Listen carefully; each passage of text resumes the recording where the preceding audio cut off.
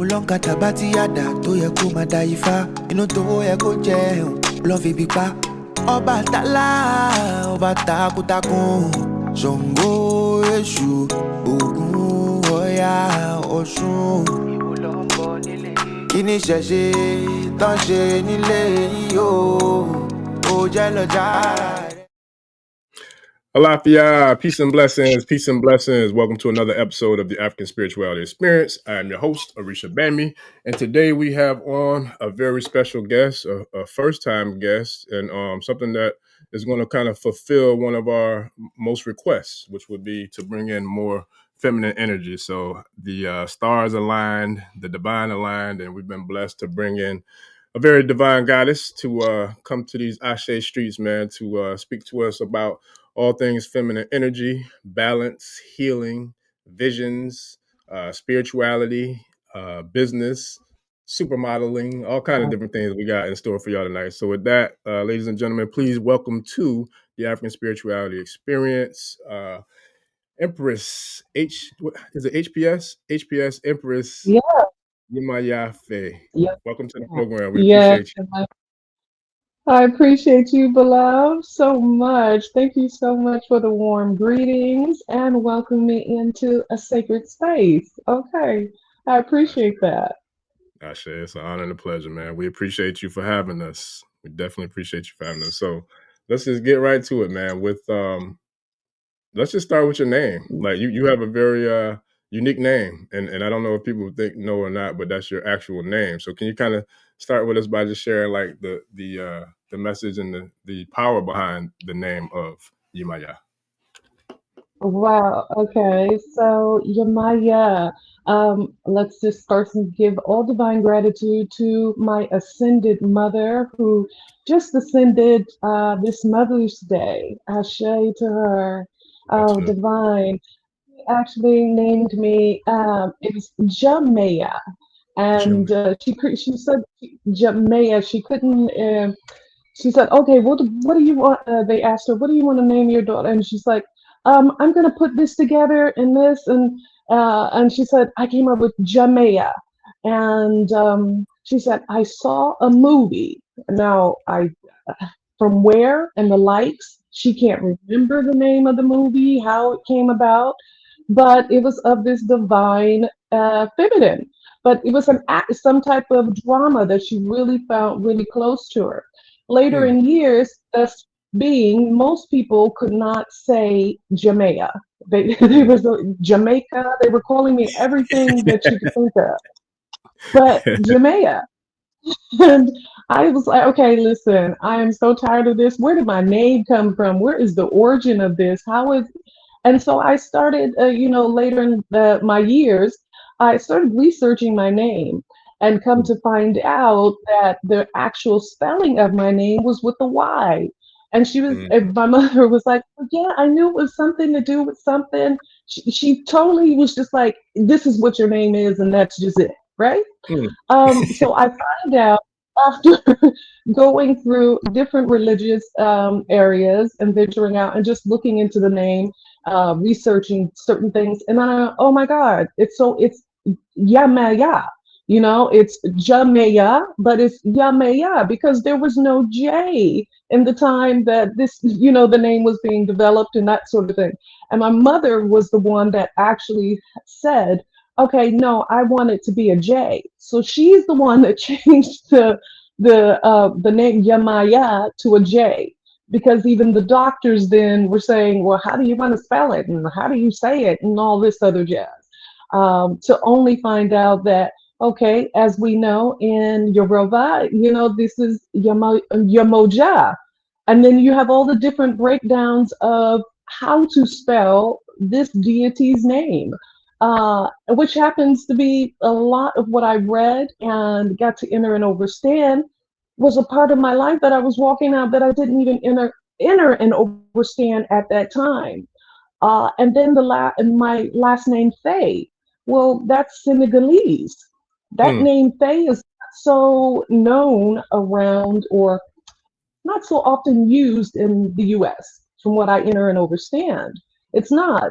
And I'm like, well, why did you name me that? And my mother alluded to the fact that she named me after her oldest sister. Mm, And in those times, as you would know, all of the elders named the children. You know, mm, they typically put the elders' names into certain, parts of um, one's child's life, or we had these long sentences as names, right? mm-hmm, So I found out, okay, so I'm a Faye. My auntie is a Faye, and then when I start to travel, still henceforth, because I was doing modeling and things of this sort, coming across the water, I realized more and more, wow, this name Faye has such a precedence um, as the Senegalese. There's this is tribal name. So when I would run into Africans, they'd be like, "Excuse me, your family? How do you get the name Faye?" And I'm because I was named Faye. I was named Faye. I just know my auntie is named Faye, and I'm the only other one that's named Faye. mm, Well, come to find out here recently, I was told that it was also that name was passed through an elder, like the mm, ones that transcended. So, okay, where did they get the name from? So here I am with a name that is attached to Yoruba, as well as the Senegalese, and then you do all of the tracing of what this name means, both of the names together, and how powerful is that? One's that mm, deity water, that mama, and the other one is connecting all of the tribes, the Fae. So it's like, mm, okay, mm. yeah, when you don't have a purpose, but you have a purpose and it's written, it's Hey, on your birth certificate, yeah, you didn't make yeah, it up. It's, yeah. here it is. I say, that's It's dope. That's dope. My bad. I didn't mean to cut you off. Now that's dope. And shout out to Professor Kaba, because he was on here. What's today? Wednesday? I think Monday.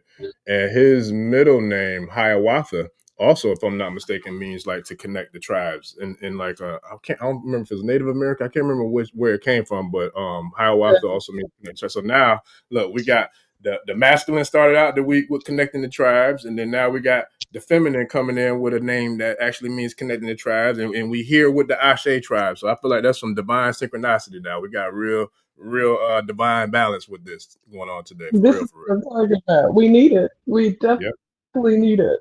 yeah. Okay. And we got 70 people in the chat right now, and Emo's job, her number is 7. So yeah, the alignment is aligning. And when I do when we do our numerology and all that, I'm a 777. It's you can't make certain things up. It's just how it is. It's kind of written in your cards, as you want to call it. Mm, yes, sir. Yeah, nah, that's what's up, man. So now let's go into your gifts. Oh my goodness. Okay, well, I baby, that's one of those things. I don't know if it's got a whole bunch of gifts. Now, oftentimes those gifts are misconstrued or we use them, in the wrong way. But Mm-hmm. atypically, that's how we learn. I would say first and foremost, being able to receive from source Mm, divinely, and not as a young girl, not really entering and understanding what that meant and mm, who was talking to.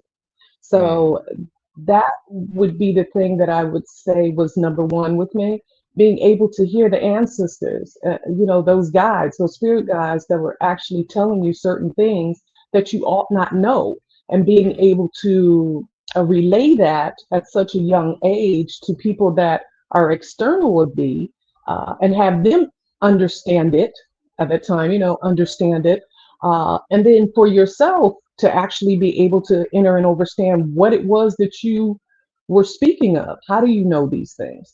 So having that gift or sight line to be able to hear from source, and being able to see certain things as well, being able to prophetically say certain things because you're an open channel. You're able to adapt and walk in spaces that most people would not really enter and understand or even choose to. mm-hmm, So that's one of the biggest things that I would say has continued to help me expand, being mm, able to just really quiet and listen to source. Now that I know that that's what that is, that's that Mm-hmm. source, that higher state of mind, that intercession beyond another realm. So Mm. yeah, most definitely. That's the biggest thing. Amongst all of the, the things that I would say are the physical aspects, being able to, do the modeling, designing, having that particular, those type of gifts. So that's how the business is actually, as I call it, the business, but life, purpose, and path is written out. We have create your own identity, in creation. We all like to create everything else, but we don't choose to create our own identity. We choose to allow other people to write the narrative. So that's Mm. something I learned being what we would call even the Bible, or religious purposes would say, the secular aspect. So being in Mm-hmm. fashion, that's where I Mm-hmm. got that create your own identity aspect. In divine balance came, but that's the spiritual side. You can't have one without the other.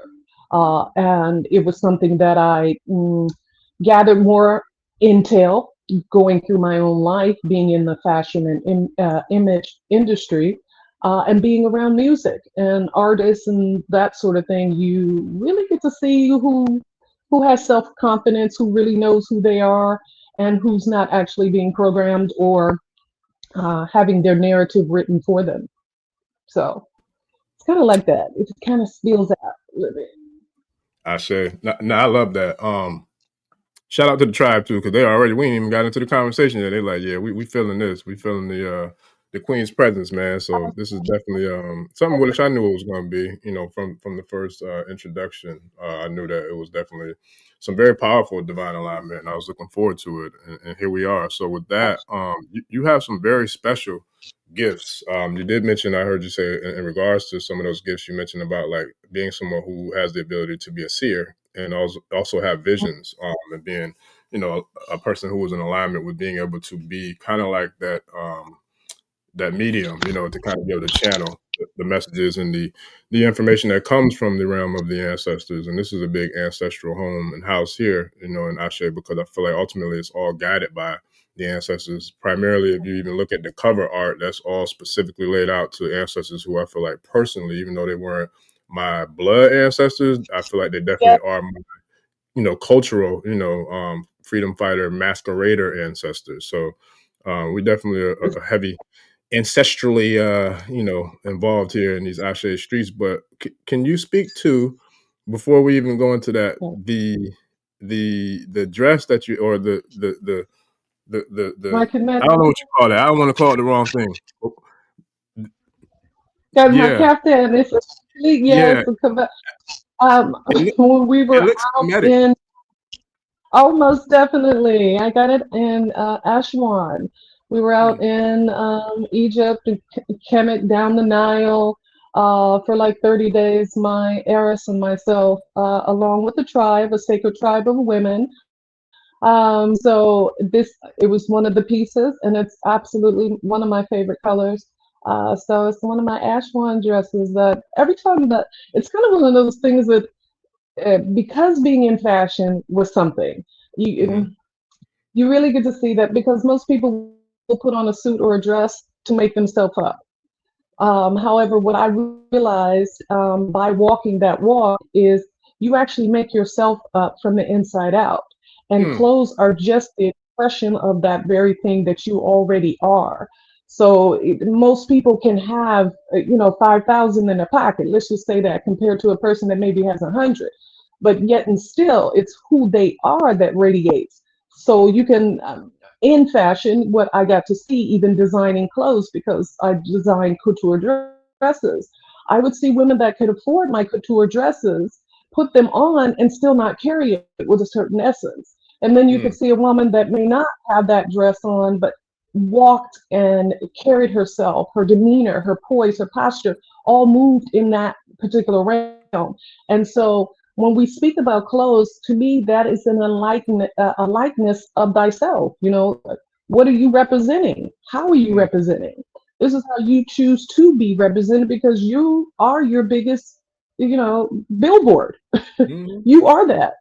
yeah. So yes, this is one of my little. I must say, I always say my little sacred dresses. but I feel so comfortable. I just, okay, I'm going to walk around here, use my little sage, in my garden, whatever it is that I'm doing. And I felt such a tight connection with, the different symbols that are on it, the colors, how they vibrate, what they mean. I mean, it's the throat chakra, the blue, it's royalty, it's, the Mm-hmm. gold, all of this. It's Mm, an embodiment of that. So I got it mm. from in Ashburn. You guys got to take a trip. You got to go out and Yeah, take a trip, that's right. learn some And different y'all, things.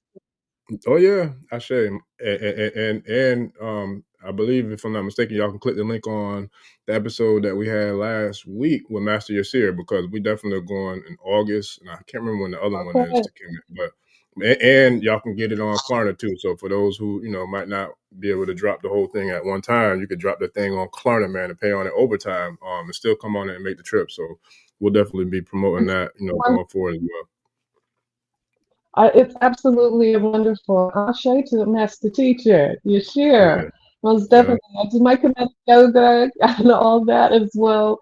But yeah, we definitely recorded it as well. So on our YouTube channel, you'll see the sacred women going out, as well as just us recapping certain things and having a, more than just experience, is touching with thy soul. If you're Yeah. called to it, then you're called to it. You walk through it, and then you get to expand your way through, that sort of thing. Hmm. So, yeah, it's a call. I love clothes. I Yeah. definitely love clothes. They're expression of me. Mm, However, I first start with thyself, my identity first. I have to be able to hold and sustain this regardless if I'm wearing this or not. You're going to mm. get this same woman vibrating through. Now, I the, know that. the clothes are an extension of me. These are assets, these are accessories, like all of us can do. We can wear Mhm. accessories all day long. Yeah, Yeah, the most yeah, definitely. Thank you. I love my yeah. suit, baby. I love Oh yeah, yeah, yeah. That's tough. I'm a big Kemet guy. We heavy on Kemet here too. So it's definitely something that we have a it. I have a strong affinity for sure. And I'm all I for anything. tattooed all the hieroglyphs on my arms, honey. I That's had to what's wait till up. I turned 47. I think it was 47 to then put it on my arms and my back and everything. I say So yeah, yes, sir. it's That's what's good. up. That's what's up.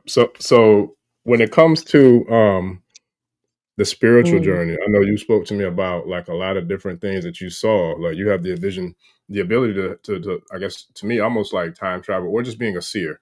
And you were sharing with me how Mm. you foresaw a lot of the things that are literally happening right now. Which kind of I guess motivated you to kind Mm. of move to a different part of the planet because you saw what was going to be unfolding prophetically, before it unfolded. So, can you kind of share with us in regards to someone who does have a very strong gift of being a seer, someone who has a very strong gift of being very receptive to, receiving ancestral communications and ancestral messages, downloads, etc. Can you kind of share with Mhm. us if there's been any like latest developments that you've been able to kind of pull down from either from spirit or just from your ability and your vision to be able to kind of see things that are unfolding or that are happening prior to them actually taking place? Yeah, okay. So a lot of it's been 12 years now. I believe it's 12, yeah, about 12 years now. However, okay, so when you asked about my gifts, yeah, there's multiple gifts, and the biggest one is hearing from source. Mm, Hearing from source at such a young age, and then having to actually step out, regardless of what the other people were doing around you, and let's just say the particular authority figures in my life. mm, Um, I had to step out at a young age, age of 12, taking my brother and my best friend, and we would go to the different church homes or in religious houses, let's put it that way, religious mm, houses, and learn said things because I kept being told. I was waking up with this go out and sit here, and I was trying to figure out who these voices were. What was this voice about? Because they were actually telling me things that I should know, but they were very true. They were real things. So it could be something about my mother or a friend and I'm like, oh my God, who am I going to tell about this? Especially you raised in a Christian household or Baptist, about Pentecostal, Catholic, all these different things. And being in Washington, D.C., and in actually the area where there's multiple spiritual houses there. I was able to go and sit amongst them and learn. And that's what I kept hearing. Go sit, learn. And I'm like, okay, go sit, learn. Well, I would go and sit and learn.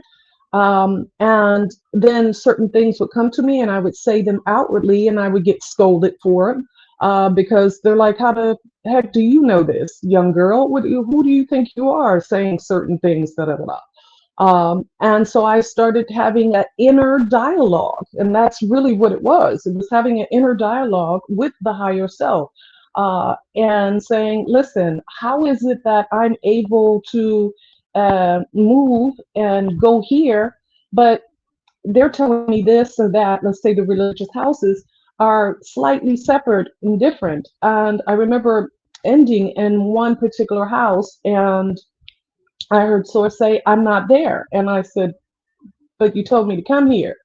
What do you mean you're not here? And I got a deeper understanding of how, we, as in most scriptures, it says you don't want to forsake the congregation. Yet and still, the congregation must enter and understand that they're first within self. They're first within self. So I kept hearing what I took then as the God source saying, I'm not in this house. Why aren't you in the house? I'm in you. And it struck me then. It was like I was the age of 12. It struck me then. I'm within you. And I went, oh, wow. Wait, huh? And it was like a concrete feeling, like a connection, something, a light bulb went on. Most people would say that it was connection, like, oh yeah, you are. Now look around this field, this congregation, and it started to allow. I should say that I started to allow myself to see that which was already within. A child with imagination. I'm a dreamer. We create. We do all these sort of things, and we're often told, "Okay, sit down somewhere because you talk too much, or you're fast, or you're this, or this sort of thing." Okay, you're creative. Let's oftentimes some of the special needs children, they put in special needs. Well, actually, they special for a reason. Let's just keep it 100. You slow. You real slow. Let's take that from a bite from Vicky Dillard. Slowness. Hello. You slow. That child is special for a reason, and it's up to us to enter and understand that.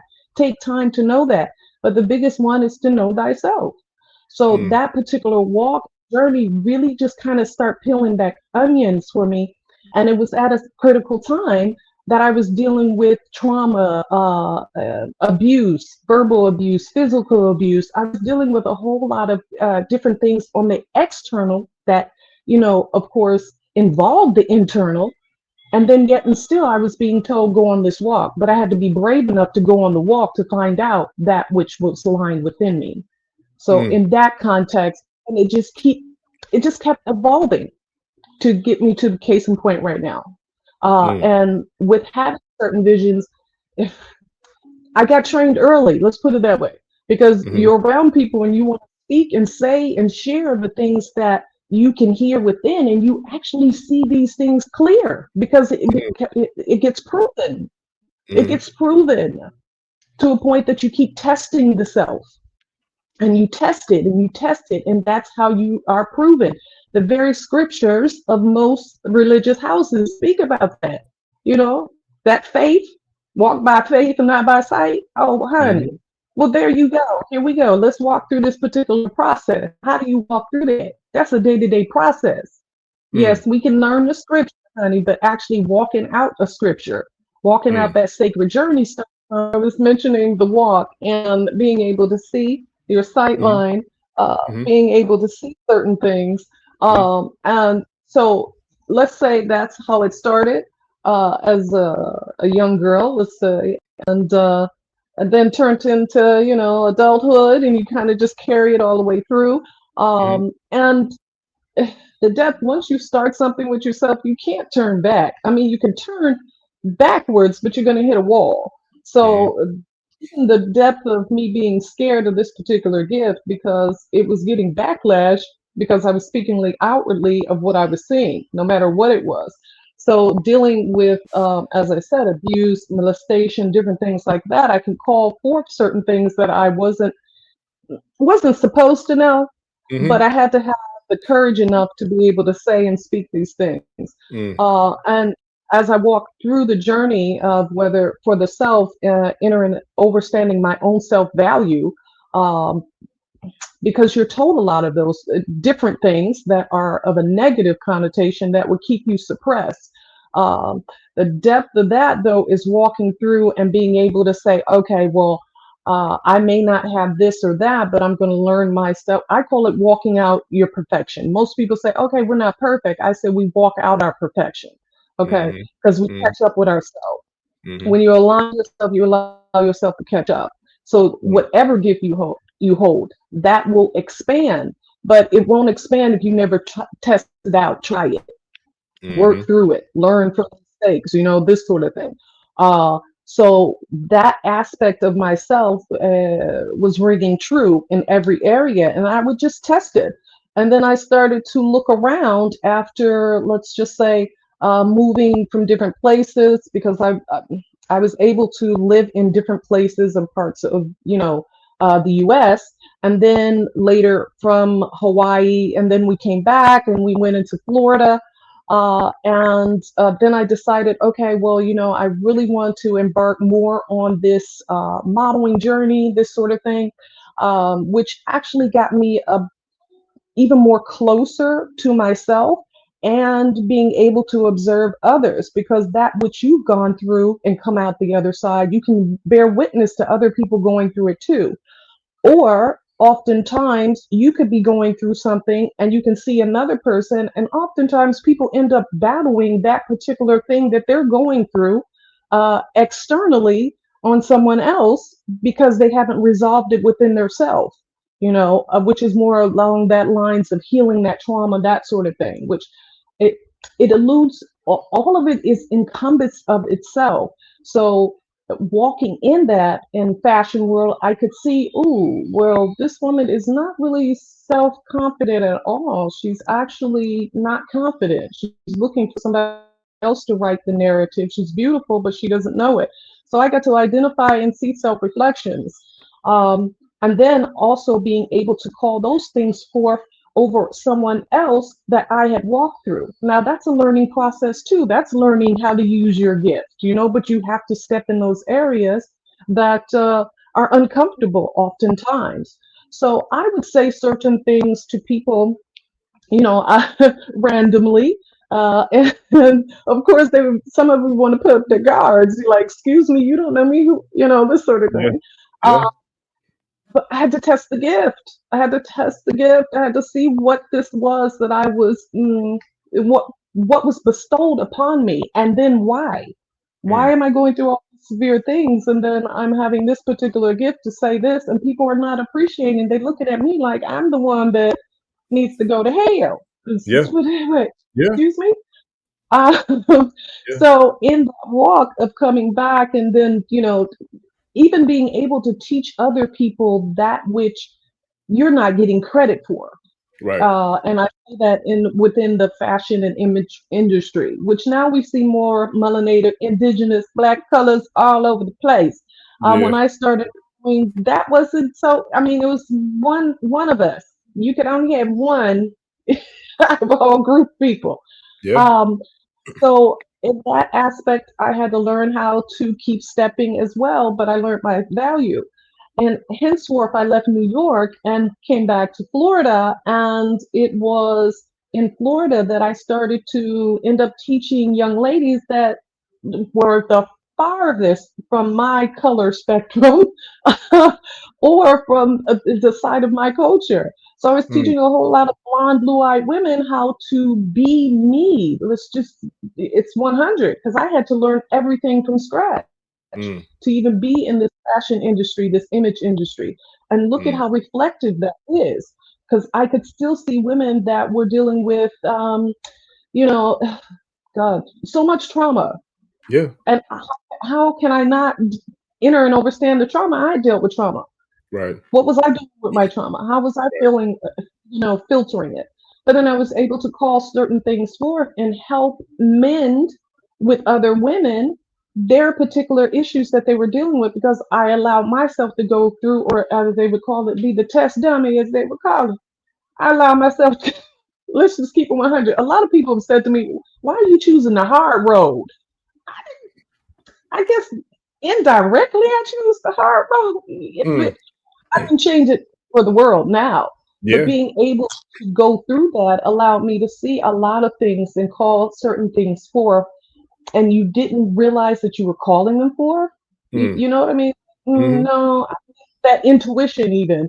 I think I'm gonna go over here because something don't feel right over there, or Right. that person looks just a little too suspect. Let me go over Mm-hmm. here. And Mm-hmm. these very people or situations could be in your inter surroundings. So that's Yeah. family, friends, your community, this sort of thing.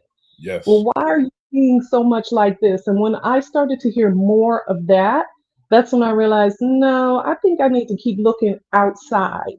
Mm. So the business aspect of creating your own identity is within divine balance outside of the box because people Mm. were trying to put us in the box. Society, social society was putting us in the box, and then Mm. your own people are putting you in the box. So then you're smothering the gift, as they call, Mm-hmm. quenching the spirit.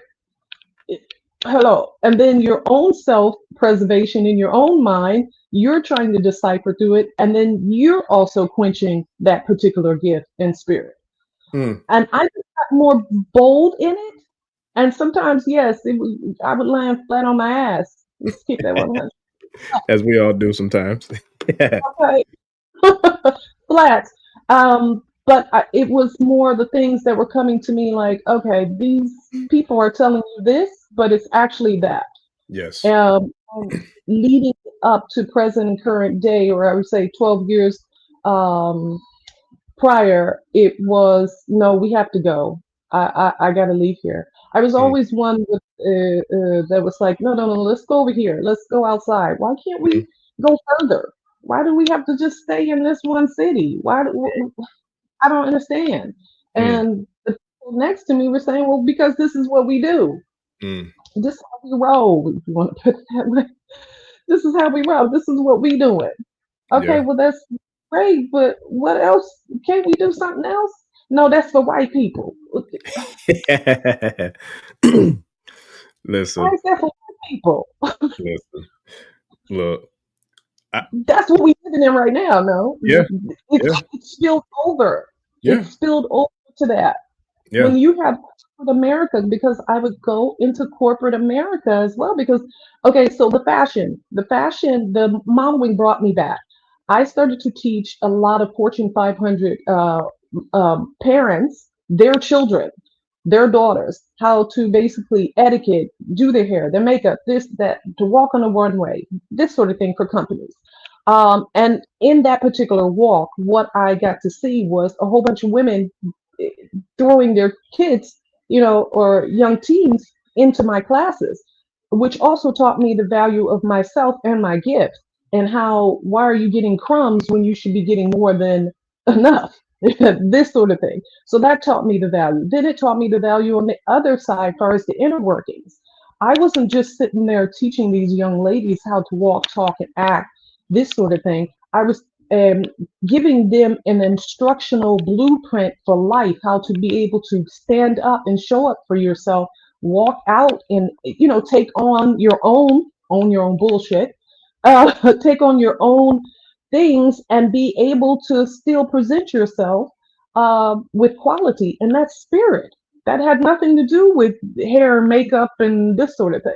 And so, in that essence, I learned the value of thyself. Oh, I'm valuable. I clearly must be valuable because these people are sending their children to me. And at that time, when you look at money or think about money, you're like, wait a minute, they're blonde, blue eyes, got money. They can go anywhere they want to, but they trying to get their children into me. So I realized I was teaching other women's children how to be like, no, you don't need to do that. You need to do that. This sort of thing.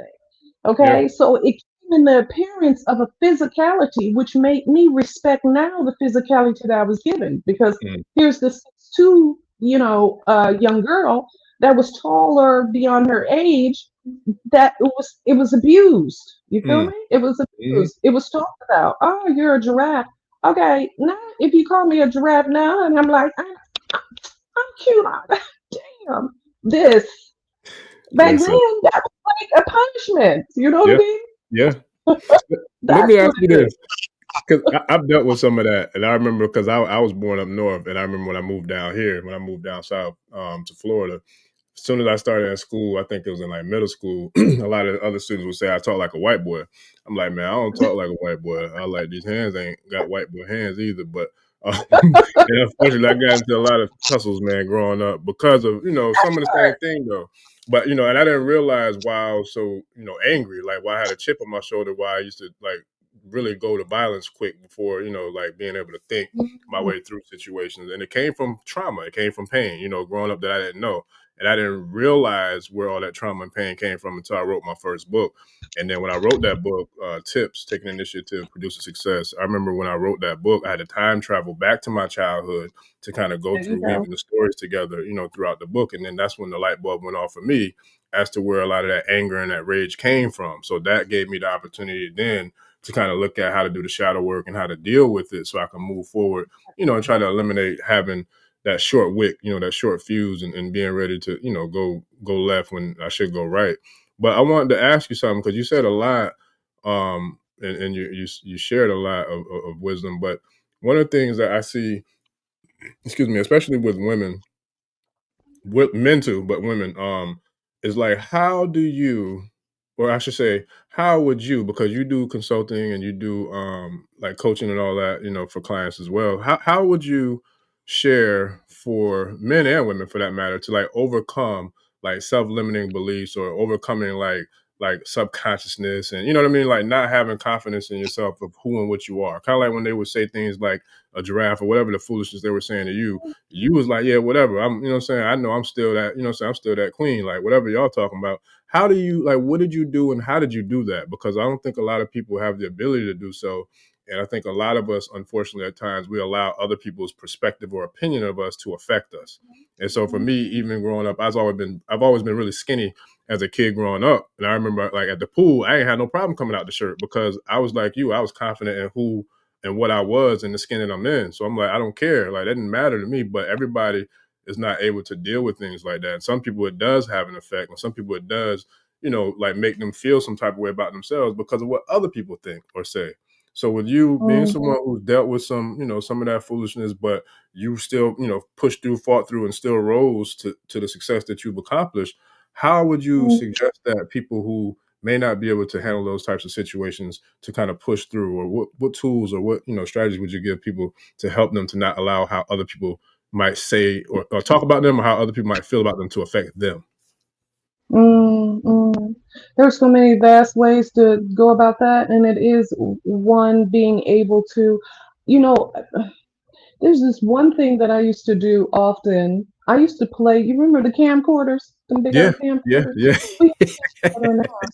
Oh yeah, yeah, For family vacations, all that good jazz, right? yeah, I yeah. used to take that camcorder and go in the mirror and go in and out, zoom in, and I would talk to myself going in and out. I didn't Hmm. realize that I was doing mirror work then, as well as doing some chef. I really didn't. It was like, go look at yourself. Right. Why are these people talking about you, and what are they saying about you? Do you Hmm. see that? Hmm. Well, and so I would do a lot of this, playing with the camera in the self.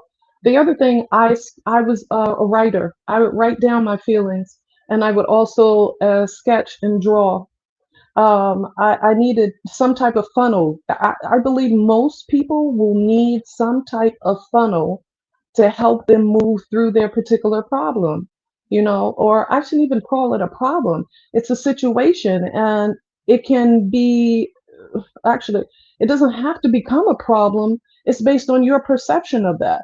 So it's actually you getting and sitting with the self, taking that time to assess that which you're thinking. So, okay, if you're hearing somebody always call you X, Y, and Z, you really have to stop and look at that and go, well, okay, why are they calling me this? And is this true? Because you could be tall and skinny. Yeah, okay, so how does that make you feel? You know what I mean? That you Mhm. could be that, Yeah. so Yeah. own it. Yeah. This is a part of you owning your own totality, owning that, which is I understand because it's words that flow off my mouth, right? It's the depth that it's flowing off my mouth because I had to do it, regardless if it was hard. It's like owning your own bullshit, own yourself. You have to step in front of yourself and see yourself every day. So I would ask that person to take their time to look at their self. Like, don't just get up and look in the mirror. You know what I mean? Like, Mhm. really sit with yourself in that mirror, Yeah. assess thyself. Okay, now how do you feel about yourself? Because that is the biggest key right there. How you feel about yourself, not how other people feel about you. Mhm. Essentially, that becomes a part of your day-to-day operations or things that you want to be close to because it may be somebody you love or you want to have that affection or this sort of thing.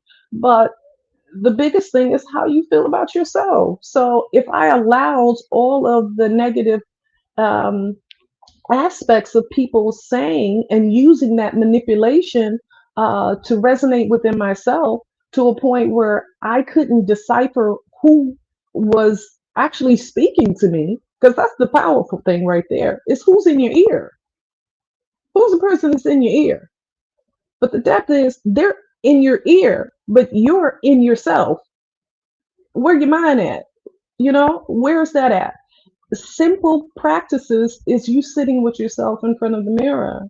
You actually supping with yourself, taking yourself out.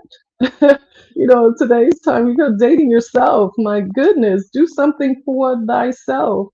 Look at the self. This you chose to come in this creation. You chose to be in this earthly suit. You're resonating in there. So, how are you using that which you bestowed upon yourself? Now, everybody else external of you, they're going to give you their opinion, their perspective of you. And it's up to you to actually take that, chew it, what is that? Few words of, understanding. You know, give them something that you can chew on. If you can't have meat, suck on that milk until you can get that body strong enough internally, externally, that you'll be able to move forward. So a lot of what I tell a lot of people, and it's customized to the self. That's why I say create your own identity in divine balance, the way you choose to, because it's you. You're the archetype for yourself. We may get certain aspects and characteristics from our mom, our dad, this sort of thing. But the valid point is you being able to eat of it and navigate your way through. So sit with the self, take some meditation time, and it's going to purge you. It's definitely going to purge you. Uh, Take that, that intuition that's coming to you and move forward on it. Try something completely different, okay, and I mean, it could be something small, your routine as you go to work this way, try going to work this way. I mean, do something that is just completely different just so you can start to open that box within self, that you can free yourself, because liberation comes and starts from within. Externally is the actions that happen. So journaling, meditation, mirror work, which it's going to go a little deeper. Maybe you'll need some assistance with that. Sitting in nature.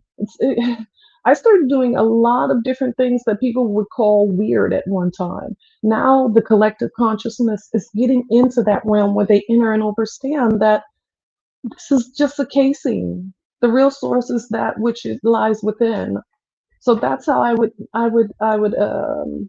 tell people, and I've told people to kind of navigate yourself that way, beloved. You Mm. gotta you got to be able to face yourself, and that was the biggest thing that I had to do. I had to face myself, the Mm. roles that I played in negative situations or positive situations. I had to face thyself. Okay, Mm. you did that, and no, and the more I did that, it allowed me to get a balance within my in my internals, that I Mm. wouldn't take on somebody else's bullshit. I would own Mm. my own, operate through it, and be able to thus far move forward, Mm. which only helps your gifts. Your sight line gets even better because you're first focusing on yourself, but in a different way, because most people, we all just think exterior, you know? Yeah, that's real. No, I love it, man. And I think that's one of the things that I feel like us as a people have to like develop in regards to the connectivity to the creator, right? Someone who Sure. like being in the line of work of being a healer and being someone who, does coaching or healing work as well. One of my most, not gonna say one of the most, the most common, the most common theme in regards to any session that I have, especially when it has to deal with anyone with healing or spirituality, is to trust your intuition. Like you have to Mm, trust that because to me, the intuition is like our GPS, right? So I remember in that same book I was talking about earlier, tips. I remember writing about the GPS, right? And GPS, I've kind of created my own acronym for goals precede success. But in I- any GPS system, like the navigation system or whatever in the car, mhm, if I'm coming and driving to, let's just say they got a big event going on in Atlanta this weekend, in Stone Mountain, I think. So let's say if I'm driving to Atlanta, I'm not gonna just drive, like blindfolded without trying to use my GPS or my technology. I'm gonna put the address in and I'm gonna go there, right? So I wholeheartedly feel like our intuition is the same thing. Like the intuition is not gonna steer you in the wrong direction. And I know for myself personally, there's different levels of volume in which these thoughts or these communication downloads come in, and when they're at a certain volume, I don't care how like far off it seems or weird or crazy or whatever. I have to go with it because I know it's never let me down before. That's always mm, been my, my North Star. That's always been my GPS to get me from where I am to where I'm trying to be. So with yes, you, someone who it sounds like you were tapped in to your gifts at a very, very early age, from your perspective, mm, how important is it for us to be able to trust our intuition? And mm, also, what are some things that we can do to establish a fundamental foundation of how to kind of like cultivate and nourish that intuition? mm, mm. You're most definitely right, because okay, listen, the depth of even being so connected so early, it also meant that you were also in a war, a spiritual war, sooner than many, even those that might have been your authority figure. You feel me? Oh, yeah. Um, and the depth of it is you actually walking the walk. You Mm, can't. There's no other way for you to actually acquire that which you need for your own journey, if in any aspect, if you don't walk your walk. mm, You have to walk your walk. So that part of facing the self, I realized in the journey too, I was afraid of my gift. mm, I was afraid of my gift. I was afraid of being looked at, because I was taught that you're a spectacle. I mean, even the Bible says you're a spectacle, and then you get people taking the interpretation and they will use that on you. So the depth is, first, I had to kind of gird myself up enough to walk. I had to walk by myself. Most people are afraid to walk by themselves. Well, you came in this world by yourself. The depth of it. You came in by yourself, honey. Okay, so you need to walk your walk. You need to step through that by yourself. And most people want to take everybody with them. The depth of that. You can't.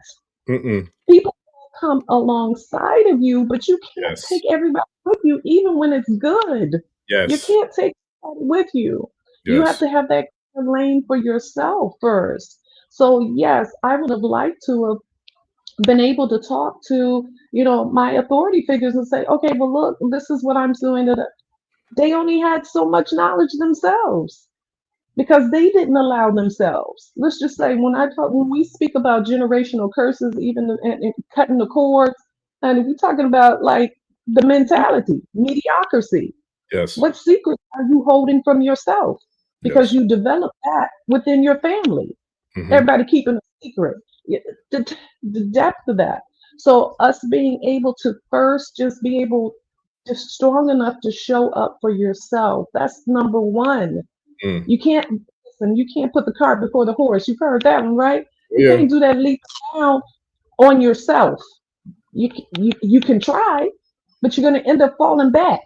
Yes. As they say, you're okay. You're going to take these 2 steps forward. You're going to these steps back. Well, at least if you fall back, pick up the lessons, baby. Pick up the Yep. tools and Yep. carry that tool into the next journey. I share. Okay, journey people tend to think that journeys expand a length of time. You literally can go in a journey literally in one moment. Mm. That because it starts in the mind. Mm-hmm. So it's us getting hold of that. Tap back into your creativity. I don't care what it is you're doing, whether it's mixing music, it's art, it's designing, it's this. This is part of us that was taken from self as young children, and they're doing it now. Yeah. Let's just put it. Yes. They Yeah. doing it now. Just give you something artificial. We at least we could go outside, jump rope, play tag, climb the roof. You know, Yeah. these particular things. Now we have to be even more creative with how we internalize and externalize and move in our gifts. So how do you know you have a gift? Well, Mm. it's that very thing that keeps coming up, regardless if you're trying to do something with it or not. When you wanted to sit down, I believe that the the highest point of my gift came when I was just like, oh, listen, I'm tired. I'm tired of this. I'm tired of trying to tell people or trying to be good. And this is enough. I'm done. But then the gift just kept making room for me. Like, The gift kept I know. You're trying to gift kept sit in gifting. Hey, get that. Go ahead and get that. Get that gift. You got to get that gift now. trying to sit over there incognito. We're having your little coffee. No, baby. Sorry, no. I'm going to send this soul right to you. Gone. Gone right here. No, you can't avoid them. You get that. How you going to do that? You can't stop thyself. You can't. And once you own it, that's what I mean, because it can be a good thing or a bad thing. Once you own your totality, baby, that means you work through all this bullshit you done. You work through it. And once you start owning it, you're allowing space for yourself. I always tell the ladies, and several times I would do invite women in and feed them and this sort of thing. And we were, edifying women basically. Um, and I would say, we're gardens, beloved. We're freaking gardens. Tend to your own garden first before you try to tend to hers. What you doing? Take care of thyself first. And then once you build up such a harvest, you'll be able to feed people from your harvest. Your cup will runneth over. All these different things that we actually get to hear, whether people use them in a negative way or positive, you still heard. It's up to you to do something with what you heard. It's up to you to decide how you're going to move. It is up to you. It may not seem like that because you have authority figures in different levels of your life. But the biggest authority you have is yourself. Stand on your square, be seated on your throne, hello, and rule from the mind. Mm. It is the biggest thing that's attractive right now, right? It's visually, it's always been there. Yeah. To gain people's attention, to gain people's mind, to be access to their portal. Yes. So I would say tap into yourself, regardless of Yes. it. I know maybe you've done certain things and you don't feel like you're worthy of it. And that was the walk. Even for Yeah. myself, I had to go through the walk. I had to go to that door that people told me I could not go to that door. Why the hell are you telling me I can't go to this door? Yeah. What's behind this door? Have you gone through this door? Listen. Have you Listen. gone through this door? So what Listen. have you done in that door? Yeah. So I should be able to listen to what you've gone through because we can learn in different ways. We can learn by going through, we can learn by bearing witness, and we can Yeah. learn by actually creating that thing. Yeah. So I should be able to listen to what you said and move forward, right? Mm-hmm. Take the good things. It's what I tell my daughter. And listen, baby, watch my walk. Bear witness, honey. Highs, lows, in between. You take what is good for you that serves you on your Yes. journey. Take it, Yes. pocket it. Don't Mm. use all of them at once, baby. Mm. Just take them out Mm. like you got a machete. Yeah. Take them out. Use it when you need it. Yeah. Put it Yeah. back. This sort Mm. of thing. But again, I still say you always have to start with yourself. Mm, Use yourself, your own life as a canvas. mm. Create your own life as a canvas. I love that answer. And I want to chime in because we got and tribe y'all please give me some grace because it's a challenge to keep up with the comments, but I keep them coming because that's a beautiful challenge that I'm grateful to have. But shout out to the Oh, brother Spencer Clark because he put something up, and there's a bunch more that I definitely want to get to as many as I can. But this is so real right here, like that. I love like him putting that there mhm. because that's real. That ego thing that is a very, to me, I look at it almost like a doggone bomb, with the timer going off. It's only a matter of time before it explodes to become to like really blow up and F up some shit. You know what I mean? Because no, seriously though, because I've experienced. I know you. I know you've experienced it. Coming from where you came from in the modeling industry, I know you experienced it. I experienced it as a ball player. Like seriously, like Yes, I experienced that in high school, like from coaches. Like seriously, like that I was hating because of what I'm saying, my girlfriend. Like first of all, you're a pedophile first and foremost. Second of all, like what I'm saying, like so I know based off of your walk of life, you've dealt with a lot of that, and even like with doing speaking, public speaking, or that podcast yes, or whatever, there's certain yes, people that um I know I'm not gonna align with because they have ego. And I don't have an ego and I don't care about none of that because I'm here to do the work. I don't care about nothing else. I'm gonna do the work and the work gonna speak because I know how much I put into the work. But some people, just like my boy Spencer said, and I appreciate you, bro, ego driven. Like that is a mm, very, very, very, I feel like almost like Russian roulette liability behavior. Is there mm, anything that you can kind of mm. share with us to for those who might have a challenge with that, for those who might not want to see other people succeed or might not want to be, what I'm saying, embracing or supportive when other people are winning? Because that happens a lot. And I know you've experienced it. And unfortunately, especially you mentioned earlier when you talk about certain situations like this, you mentioned family. And you mentioned people who are Oh, close, in your close circle. So how would you share with us, because you got a wealth of wisdom and I appreciate you sharing it with us. How would you share for us in the tribe who haven't dealt with it or haven't learned to dealing with people who have major, massive egos? okay. No, that's major. What he said, that's one of those things we hear about often. Um, but I'm gonna say something to challenge the thought process on the ego. Okay. I see two sides of that. Well, actually, there's three sides, and there's two sides of this ego thing. Hmm. Okay, the ego is given to protect and service us. It's what we choose to do with the ego, or how we choose to allow the ego to move. Okay, ego. What is ego actually? What is it? Why is it there? I say it's there to protect and service us, but it's how we perceive the ego. It's a characteristic, right? So we all have it. We all have it because you have to have what we call, when we tap into the fight or flight, right? You got to be able to like buck up if something's going on physically. You still have to do the same thing in the spiritual realm too. The depth is most of us don't walk in a capacity with understanding of how to use our ego. Mm. It's in our DNA. That's how it. Okay, it's just real. Even if you're doing it to yourself, honey, You're giving a cheat you in code out. you in the gym. You like, yeah, this is good. I need to do this, blah, blah, blah. But whatever intensive purpose you're doing it for. Some people go in there because I need to do this for health. I need to be, you know, uh, in a place or space where I can move, So I need to build these muscles. Others were like, okay, well, I need to build those muscles and I want to catch that girl over there. Somebody else is, oh, I want to build these muscles. I need it for health.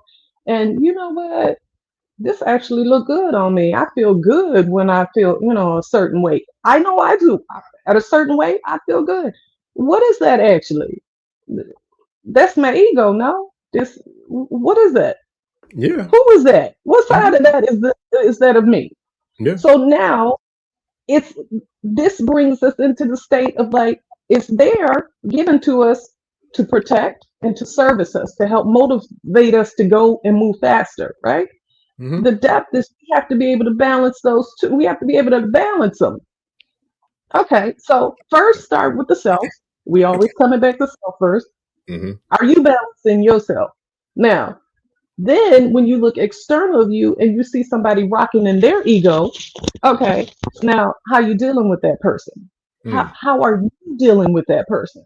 mm, Are you having that empathy on the side of looking at that person like they have no idea? mm. You know, that whole saying, we can go into the scripture. We can go, I just had to we say can, that the other night on the podcast because people were talking crazy. I'm like, yeah, yeah, you have yeah, no idea. give them, but they know not what they do or say. It's okay. We all learn in our own time, in our own way, right? Their own Mhm. season. So let them have it.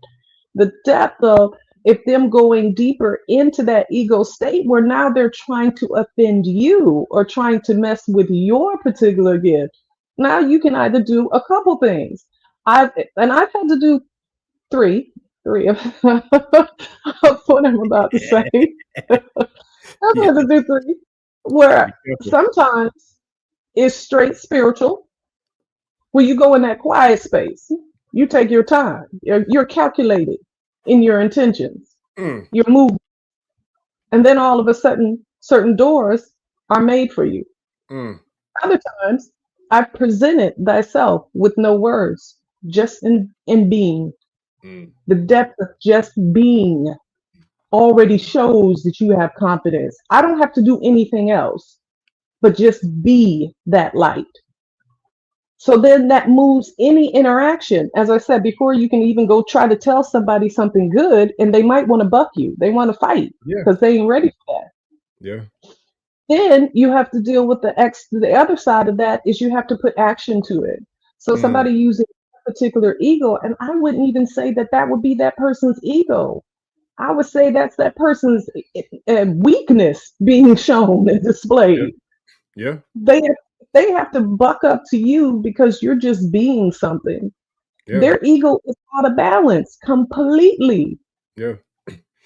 What's the ego doing for them? Mm-hmm. No, that's their ignorance. They're moving in their ignorance, their lack of having wisdom to identify. No, you just standing on your square. You ain't Mm-hmm. have nothing to do with them. You haven't moved in that particular way. I Yeah, would say, and especially when it comes to if close circles, family and friends, baby, what else you gonna do? You gonna sit there and argue with them? No, you're mm, gonna present.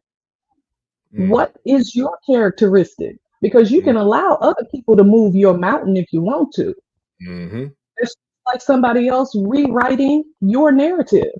Yes. But we all have to go through it though, enough Yeah. times that we realize, you know what, I'm not even gonna let Uncle so and so or him move me or sway me. And when you get to that point, trust and believe it's still gonna keep going, but Mm-hmm. it's gonna come in a different way. It's gonna come in a different form. And that breaks you into that self mastery of self, how to move. Because sometimes you use hands. Mm. Yep. That's even yourself. When you're growing, you go for hands. You know what I mean? You go hands Mm-hmm. first. I went hands. What? Mm-hmm. Oh, don't step in that. I'm a go hands. Yes, this is cute. This is elegant. Don't We let the can look do fool that. you, boy, because people don't let the look fool you sometimes. I don't know. I'm just In saying. this, don't walk in this place. Yes. No. Okay, we will go there. But then eventually you learn how to move right here. You get Mm-hmm. very calculated in your Yes. moves. Yep. Become that sniper in the spirit realm. Then you learn to. It's what I teach often because I've had to do it several times. Ascend higher, almost Mm, like you're up looking down on yourself, where you can see everybody else. mm-hmm. These games that are playing. You ascend higher. So Mm, when you walk into a room, you already know what you're walking into. Most of us already know who we're walking into and who we're walking around. So why mm. wouldn't you gird your loins if you have to go in that space? If you Yeah. don't have to go in that space, that's when you know what? I call it attached in detachment. Mm, I love you, family. I love you, friends, but I don't have to be around you. mm, I can love you from a distance, mm, which is another reason why I left US as well. I can love you from a distance, baby. I don't have to be up in your face to love you. I don't have to be up in your face to send high regards to you, cover you, protect you, because I enter and understand through my walk that a spiritual thing is serious. mm, Spiritual things do take place. So walking into a room full of people that have an inflated ego, if you want to call it that, why are you there? Mm. So you're either there to present something for them, you feel me? Mm-hmm. Like being that particular light to show them how to do it, how to use their ego, where their ego is there to protect and serve them when needed, Mm. or just their being, that balance of both. Mm. Don't put yourself in those spaces if you don't have to. And then Mm. once it's presented to you, it's up to you to decide how you want the outcome to be. Mm. I used to go to a lot of social events, a lot of fashion social events. Everybody's ego is up, if you want to Oh say that. yeah. Everybody's it's dressed up, it's flambe, it's da da da. Before I went, I would already set the atmosphere for what I wanted. Mm. So I started speaking. You know, when it's people planting seeds, sowing seeds. Yeah. Hello, men and Yeah. women, you can plant seeds, you can sow seeds.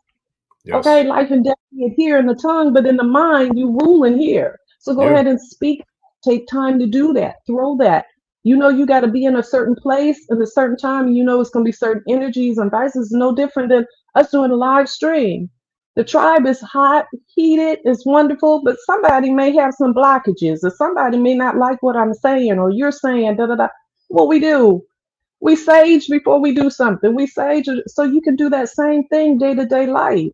You know, you're going into a job that you really, these people are off the chain. I'm looking for the best way to get out of this situation. You need to start covering yourself. Cover yourself. So you've owned yourself. You own all your totality. You've forgiven yourself for all the bullshit because that's the other thing. The ego cannot be inflated if you have sat there and forgiven yourself for any mistakes that you have made, identifying yourself. So you own that. You've operated in that. Now you want to call things forth, life and death being in the tongue, cast your own self a spell, right? Do all that. Do all that. Speak before you get to that particular situation and watch how things move. And then you have to trust it. It's no different than asking for things that you want. You'd be like, okay, I want this and I want that. When do you go from asking and wanting to actually decreeing and saying it's so and operating like it is? Eventually, as you move through that, it's just what it is. The egos, they know they can't voice in front of you. They become laughable. They become laughable. Where you literally are just like, and you're about your business. They have to go and into another space and create that particular environment. That's what I've seen. I've watched it, men and women, men and women. Okay, how am I gonna handle this? We have Mm. a choice. Yeah. That's the we got the power to it. Yeah. So it depends on the situation. Now Yeah. you know, darn well you ain't gonna let nobody walk up on you and lay hands. Mm-mm. Okay, we. Mm-mm. Yeah. But the way Listen. they coming to lay hands, baby, they sitting in the cut, riding over, Listen. plotting and scheming. You Um, smart as a wolf, right? But my mama's gentle as a dove. hmm yeah. Yeah, my mama's a pit bull, and and I'm a mama's boy, proud too, you know. Yeah, but and then my spiritual mother, she's probably one of the most, if not the most powerful, fiercest warrior out there. So it's like that, yeah. So, anyways,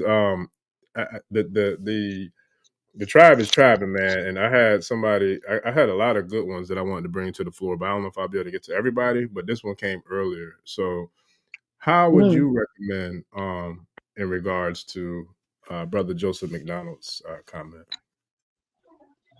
I should. Okay, first and foremost, when we come the meditation and how to pray. Okay, Mhm. uh, let me speak on prayer first because that's the Okay. one generally most of us were raised with, and how to move through that. Um, the prayer first. What is your prayer about? That's the biggest thing. And Right. then you got to look in the context of why are you praying about this? Mm. Okay, so again, I did a lot of writing Hmm. for everything. That's another thing. When if you're dreaming, your thoughts, your ideas, write those things down, write them down, and Mm. start keeping your journal. The Hmm. depth of this, it comes back to you with wisdom therein. Okay, it comes back to you. Your dreams, interpretations don't look. I do a lot of that for people as well because I do a lot for myself. But you want to be able to take time for yourself. So what are you praying about? Why are you praying about it? How does that make you feel? So that's encompassed of you sitting with yourself, number one. Once you've prayed about it, okay? Once you've prayed about it, you shouldn't be repeating that same prayer. And I say you shouldn't be. It takes development. It does take development. I say you shouldn't be because then that means you don't believe it. If you don't have faith in it, that if you keep repeating the same prayer over and over again, what I start to assist people with is understanding that, okay, I'm going to do this prayer, and after I said this prayer, I'm going to walk in what many biblical places say, walk in the faith like it's already done. I'm going to act as if it's already done. And I've been in some treacherous stuff, and you be like, what the? Okay, I got to keep walking. I got to keep walking. Then you get to a point where, okay, it's still the load seems like it's heavy. Well, where is the load coming from? The load is coming from here. So in that action, now you need to make a decree. So here comes the positive side of having that ego. Here comes a decree that I'm like, no, prayer, it's already so. Now I'm making that decree. I'm letting you know it's right here. This is what this decree is. Okay. And writing this process for yourself is something that also helps stimulate that because you're writing, okay, this is what I said. I prayed for this. I said it so. So now look at your actions for yourself. You're creating this for yourself. Okay, so your prayer should lead into a decree. And in that decree, it should precede those actions that you are walking out, which makes you feel those things, which gives you that emotional intelligence to not be moved if something else is presented in front of you that is not what you would like. Then change your words. I went from saying I like, I want to desire, fulfillment. Change your words. You speak to yourself more than anybody in your life. So, what are you saying to yourself? After you walk through those stages, then you start to develop the in, innate ability to meditate. Okay, and now meditation goes into the form of different details based on the person that you're taught from or how you've customized it for yourself. I always tell people that it's necessary for you to get to a point where you've gone from prayer to decreeing to meditation, where you're not just sitting in with your mudras, your root chakras, sitting to a point where you can talk about all of your chakras and work through them, funnel love and light through them, but you're actually able to decree walking in a meditative state with your eyes open. Now, all this takes practice. It does take practice because you literally can see things happening in front of you. And most people get in an emotional state from that because they're so used to seeing just with their naked eye and not with a spiritual eye. Okay. What I was speaking about earlier, as far as why I left the States, because I could start to see with a spiritual eye by listening to what people were saying and watching the state that was happening around me. And it's like, wait a minute, if I'm going to a top job interview at a corporate and the person turns and looks at me and goes, uh, why did you bring Eve here? And I look around like, who the hell are you talking about? Eve? You could start to feel and sense because you're listening, but you're able to see because you're allowing yourself that state of movement. Again, we're gardens. How are you tending your own field? So that's man and woman. You are a freaking garden. This is an earthly suit. When the soul, the spirit leaves this, hello, this no more. It goes back to the earth. So how are you tending the garden that protects the inner soul? How are you dealing with that? So go from prayer. Okay, so even if you're not at prayer, because some people like, I don't pray, but pray. I don't see that working. How did that work for so and so, and how did it work? First, start with yourself. Then look at yourself in the mirror and Yeah. actually tell yourself, you know what, I love you. That is, listen, You that is one of the simplest things you think, but most people cannot stay in the mirror and say, I love you 10 listen. times by You themselves without a distraction. you Most giving people, away all my private consultation secrets now. okay. No, no. But seriously, on a serious note, I promise you, like for real, when I'm talking to the youth or when I'm talking to like clients, like I that is like one of my that's I try to drill it home because who gonna love you like you? Who gonna love Nobody. you like you? Speaking of Master Yasir, I remember it wasn't the last time I interviewed him, but the time like a couple times ago, I remember him talking about he was about to I think he was saying like he's about to have his anniversary of Soul Fest, which is coming up in July. I got to share that in the channel comments or post or Yes, whatever. But yes, yes.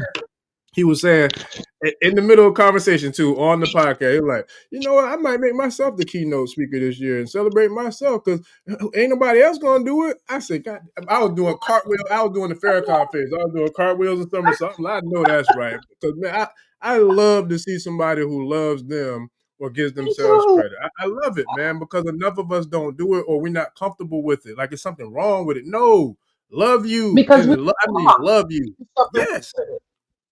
We were taught that that's being selfish. That's what. Are yes, you freaking kidding me? And that's why most of us are walking around with stuff that don't belong to us because we yes. didn't want to be selfish. We've taken on other people's baggage, not dealing Yes, with our own baggage, walking around with a humped over shoulder. No, yes, mm-mm. I'm like all for people celebrating themselves. Are you kidding? You show me you celebrating yourself showing up. I'm just that's a like right there, like, okay, come yeah. on, baby. I'm so I'm here for groupie. it. Let's do this. Let's I'm do here this. for it. I'm here for it. Why? Hmm. Why that energy that you're giving out always returns back to you. It That never part. returns void. As you would know, even being a consultant, a teacher, hello, you have to give off that very thing. If you give off that very thing, it's going to return back to you, and it's going to expand even greatly. It's contagious. That is it. It It's feels contagious. so good, even in the set of me when I first started modeling, and I was teaching all these young ladies to do certain things that they were able to go out and land major contracts. The Mm. first couple times I was going to, I was like, wait a minute, excuse me, Mm. was I able to teach you how to do that? And uh, Yeah. what? Yeah. There was many parables in that. Her Yes. skin color, where she went, da da da da. But does that make me less than? Mm. No, no, no, that don't make me less than. Okay, wait a minute. So that means I have to learn how to use my gift in a different and more effective way to the best of my ability, and then survey the land. Survey the land that I'm putting myself in. So I chose this field that you don't see too many of us in. Why did I choose that field?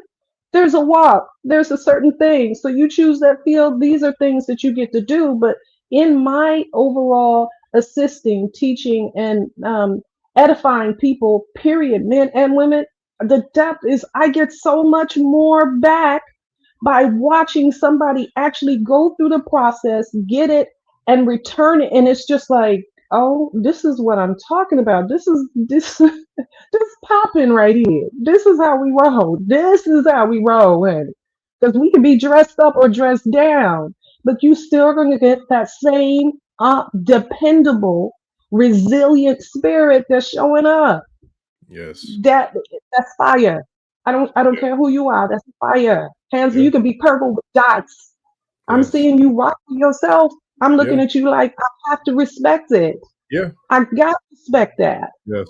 Now, some people, of course, they may not want to, but that's them dealing with their own imbalance. F them people. But I got time. I don't have time. I did that already.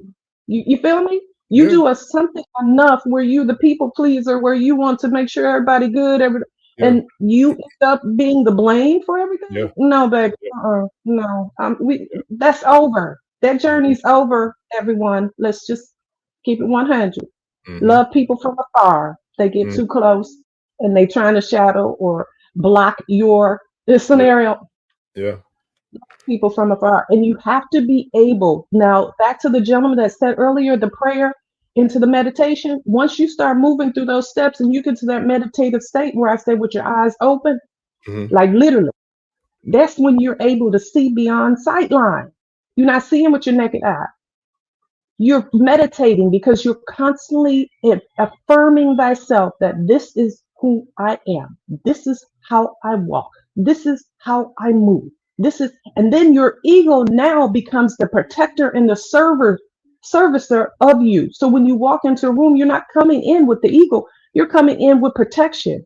You're coming in with that solitude. So now that meditation how has tapped you into your divine source, yourself.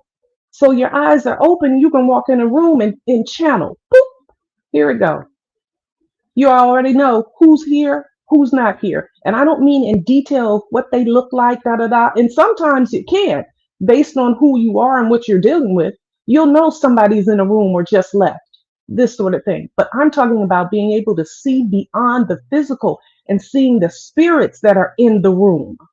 Now, that's the deal that I got to enter and understand and walk through after going through all of these religious houses as a young girl, and then later spirit taking me back into those houses before I left the US, all these other houses to say and proclaim certain things. And of course, again, I had to be able to do that by myself. I had to be able to save thyself. I had to be able to work on thyself. I had to own my own bullshit. I had to forgive myself so I can move in these spaces and spirit, divine source, could trust me with being able to deliver that which is needed to be delivered. That you're able to, if I say, meaning thyself, the higher self, I need you to sit down right here, go into a meditative state, and everybody else is standing. Are you willing to do that? That's you being able to own up to thyself. That's you being able to show thyself that you're loyal, you're worthy enough to walk your life purpose and path, and you're able to take these steps, whether it's first starting in the mirror, looking at yourself, saying, I love you, going into a prayer, then taking that prayer into a decree, and then walking it out into a walking meditative state of who you be. So you're standing on your square, seated on your throne, ruling by your mind and moving in your own expectation. We're gonna have to get a water Okay. hose in here because you look, you burning things.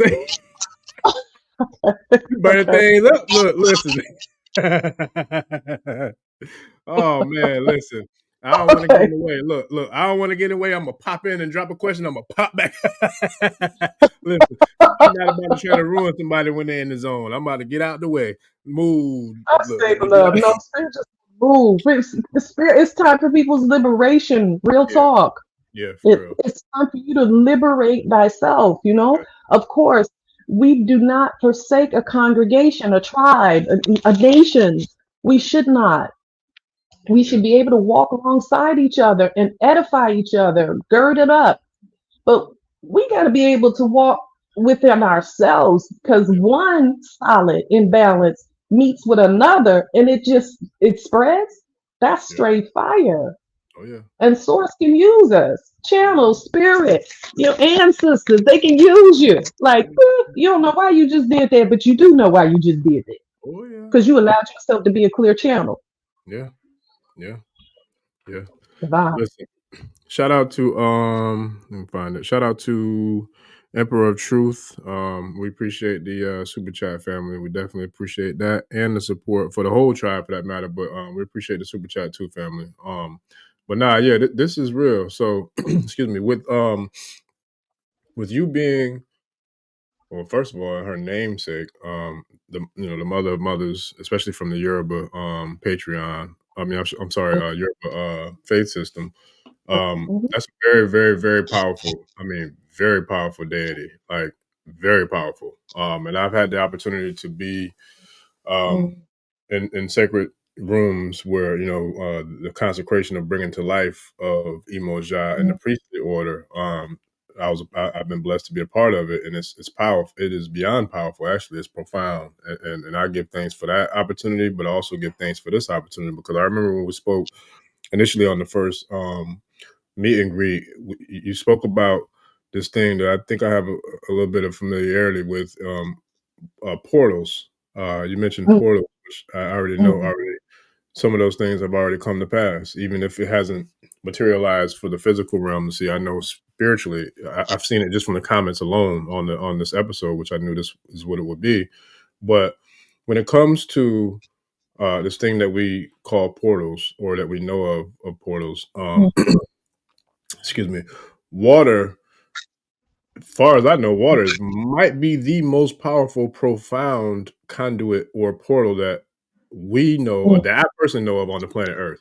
And I know for a fact there is no other force that's more powerful than water on the planet Earth. And no, I don't want no problems with Emoja, with Yamaya, with Olokun. Like, man, listen. So, so we're gonna talk about forces, and we're gonna talk about power, and we're gonna talk about portals. Can you kind of but, share with us the significance of water? mm, We talk about this thing mm. called portals, like water, and how Woo. powerful it is, as a conduit or as a portal. Ashe, ashe. Mm, mm, mhm. Wow. Oof. Water. Oof. Ooh, what a what a frequency that is. Like for real time. I mean, what is it? We're what, 75%, something like that of water. We're made up of water. Okay. On deck. Hello. The depth of the one thing that I will say this, it's quite interesting that water looks blue when it's actually clear. Hmm, hmm. And you know what's dope about that? The shades and the hues of blue, because the shade and hue of blue in Cozumel is different than the one in Cancun, and it's also different from the one in St. Thomas, and it's also different from the one like when you're deep at sea, Yes. because the color that I've seen, like on cruises when we're deep at sea, is literally the color of your attire, literally, Yep. and it has the beautiful white caps that come up just like your beads. So it's like, but then Yep. when you go, especially in like the tropical areas of the planet, like it's gorgeous. Like Turks and Caicos has some of the most beautiful water I've ever seen in my. It doesn't even look real to me. I thought the Yeah. Bahamas was dope, and no disrespect to the Bahamas, because that is beautiful water too. But the Turks and It's Caicos water is like, oh my god. beautiful. Like crystal. When we talk about water, well, there's so much that I'm gonna go to the feminine side of this, meaning that uh, um, the woman she has two, and I beg to differ, three wombs. Okay, let me just I'm about the to pop fact that out. we the fact that all of us sit in water and blood because we all come through a womb. So let's start there first. We actually come through a womb that you got to have. There's water there, but we're in that incubator. So us being in that particular state, we're used to having emotional interaction before we're able to even walk. So now we come out and we're now made up of that water. We have to learn how to breathe in, or let's say, on walking land in the earth, because we're encompassed and embodied by water for what, 9 months. So we already have our a sense of emotional balance based on where the woman is. So the importance of being that mother, the importance of having that emotional intelligence to be able to comfort and console thyself first before you give birth to someone else, because that's the essence of very much who you are and who you need to be. The embodiment of that is as you step out, now you become the water. So everything that you deal with, whether good or bad, is written on your memory, but it's actually contained within your body, the mind that carries that water. So here comes the emotions. Here comes the memories, good or bad. You're carrying that. You're literally walking around like you're a water bottle. And we don't really take time to bear witness to that. We have to realize oftentimes we'll go through something bad first, um, and then we realize the importance of something.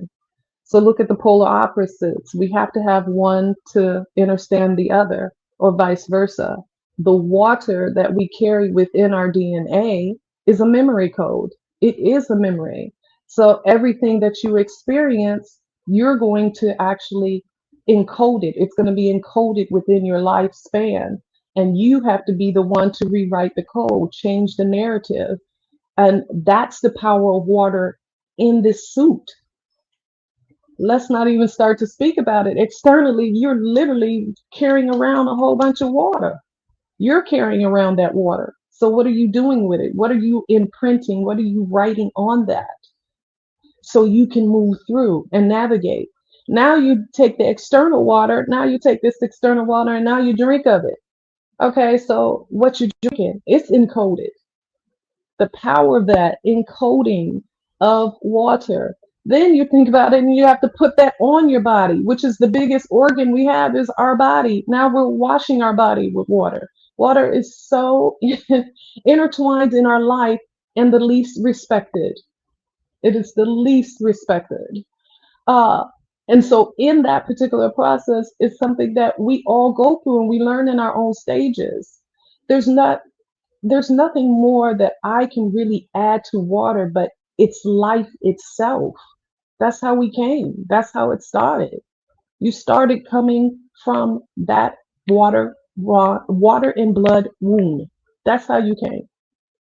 That's what we're operating in. And when I think of water, I always think about the emotional intelligence. It's emotional intelligence, state, period. A woman herself, she moves through a lot of emotions. Then, if you add on zodiac signs, then you add on trauma, then you add on high regard things, thriving, this sort of water, absolute water. What does she do? How are you able to nourish somebody? By giving them water, but how do you do that? Is it an action? Sometimes. Usually it's with the mouth. You're watering somebody. So water expands beyond its own substance. It expands beyond its own substance. Okay? Water is not just water, and that's the part that I always tell people to think outside of the box, go beyond, be willing to ask questions. You know, most of us were told don't ask no questions, but when you don't ask questions, you make a fool out of yourself, honey. You better ask them damn questions. But water is way beyond. Air literally moves like it's water. We can't see it, but it's flowing in us, through us, around us, to us, for us, and by us. Water is the same thing. We are a living, walking water bottle. Mm. What you doing with your emotional intelligence? That's how powerful water is. It doesn't just cleanse the external; it cleanses the internal too. I should. That was powerful. Man, that's a mic drop right there. that was dope. Excuse me. That was It dope. is. You said something, huh? Water is definitely it's you can't really it's kind of like air. It Yeah. is, No, it is. I you don't know. Yeah. But when you said something, I didn't want to interrupt, but I'm sitting in the backstage. I'm like, yo, this is crazy. But when you said something about when we speak to people, we speak on people or whatever, like you said something like in regards of we're watering other people. yeah, That most one definitely. that went deep for me. That went real deep for me because that's another common theme or common I would say message that comes up when I'm in the process of like working with people one on one. It's like, what's the difference between a raindrop and the ocean, right? Mm, mm, There is no mm, difference mm, because the raindrop came from the ocean in some shape, form, or fashion, and the ocean is the mm. vast wholeness of the creation of the Exactly, raindrop. So now we're exactly. looking at it. If you look at it from a cosmic level, the cosmos, the universal ocean, universal, Mm, uni, You and Mm, I versus say it. Say it. internal, get rid of the skin suit, soul, Say right? it. And when we get to the planet, the mother, okay, but the mother is how many percentage of water, Ooh. right? Okay. Oh, we don't even got to go into the percentage, but the body is how many percentages of water? Exactly. And so, Exactly. so in Yoruba tradition, and hell, you can even go into the streets, whatever way you Yes. want to go. Pop said quarter liquor. Okay, but in Yes. spiritual traditions, every Yep. single sacred thing that we do, if Yes. you want to do it right, if you know how to do it right, you start with what we call omitutu or Let's H2O see. or water. Yep. Most definitely. And we Hmm. move through that. But why water? It holds an emotional intelligence. Hmm. Speak in it, we come through it, we use it, and it's almost like it's everlasting, it's continuous. That nothing can grow without having this element of water. Mm, But the biggest thing is it holds an emotional intelligence. mm, It holds it. And we walk around on 2 feet like we completely forgot that we're walking around as water, and we're storing whatever we've been through, whatever we choose to hold on to, because oftentimes we can go through things and we're still holding on to that. We're still holding on to it. Well, where is it at? We're holding it within the mind, the casing in the mind, but it's permeating throughout the whole body because you're walking and carrying that particular thing. Another reason why it's important for you to go ahead and release that doesn't service your highest good. And that can literally be a simple thought. It can be mediocrity. It could be holding on to a person who's no longer near you, whether they've transcended or they moved to another place, another time. You know what I mean? They're on something else. You holding on to that, you're holding that emotional intelligence within the water that is contained within your own vessel. Now, if you want to go out and pour that out onto someone else, you also must understand that you're pouring whatever you have in you onto them. And you're pouring it on them by your mouth, by thinking a thought, by moving. And then when you use water to cleanse the body, you're also have to realize you need to cleanse the soul. So how do you do that? Because that's internal. Water makes up so much of our life, and it is an incredible emotional intelligence. It's like doing those spiritual baths. Let's keep it 100. For myself, when you do a spiritual bath, beloved, you can customize that bath towards yourself, but that is you going back into that womb, that wonder womb that you came out of, sitting in that bathtub. Now you go ahead and you stir up something for the self. That's like you rebirthing yourself, or as they would say, resurrecting thyself. Sitting in that spiritual bath, program that water. What are you programming that water to do for the physical casing? Are you just cleansing the area, just, your biofield, your aura, your energy, that sort of thing? Or are you speaking to that water? So when I sit in that spiritual bath, I'm calling forth all that I know services my liberation. I'm bringing in the Orisha Yamaya. I'm calling forth that. I'm speaking to thyself. That is me sitting in a meditation. So don't box yourself in to one way of doing something, because you're not one way. You're multidimensional. So use the water that you breathe. Yes, that's air, honey. That's water. It's flowing through you.